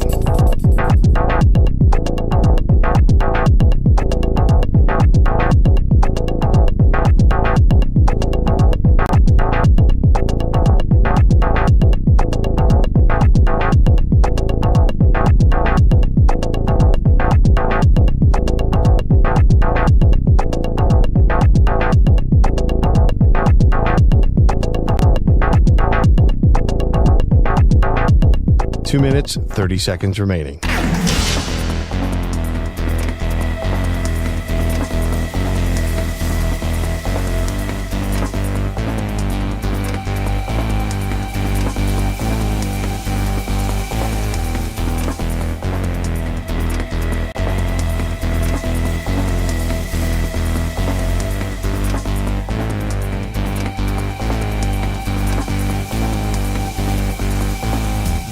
Two minutes remaining.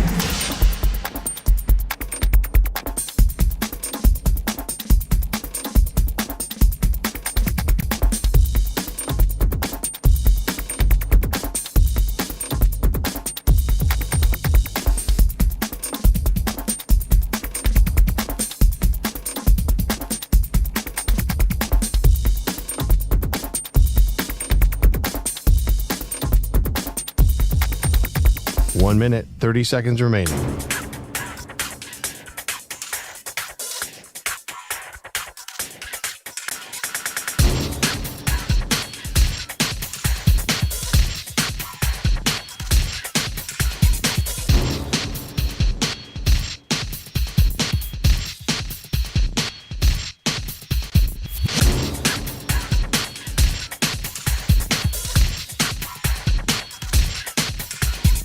One minute remaining.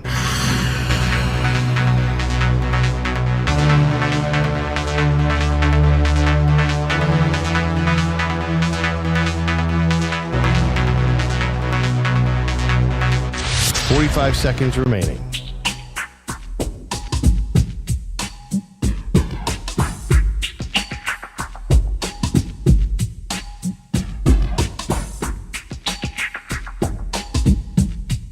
Thirty seconds remaining.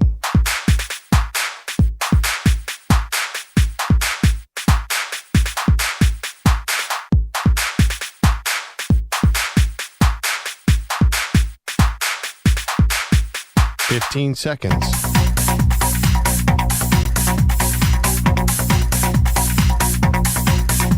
Break ends in 5 seconds.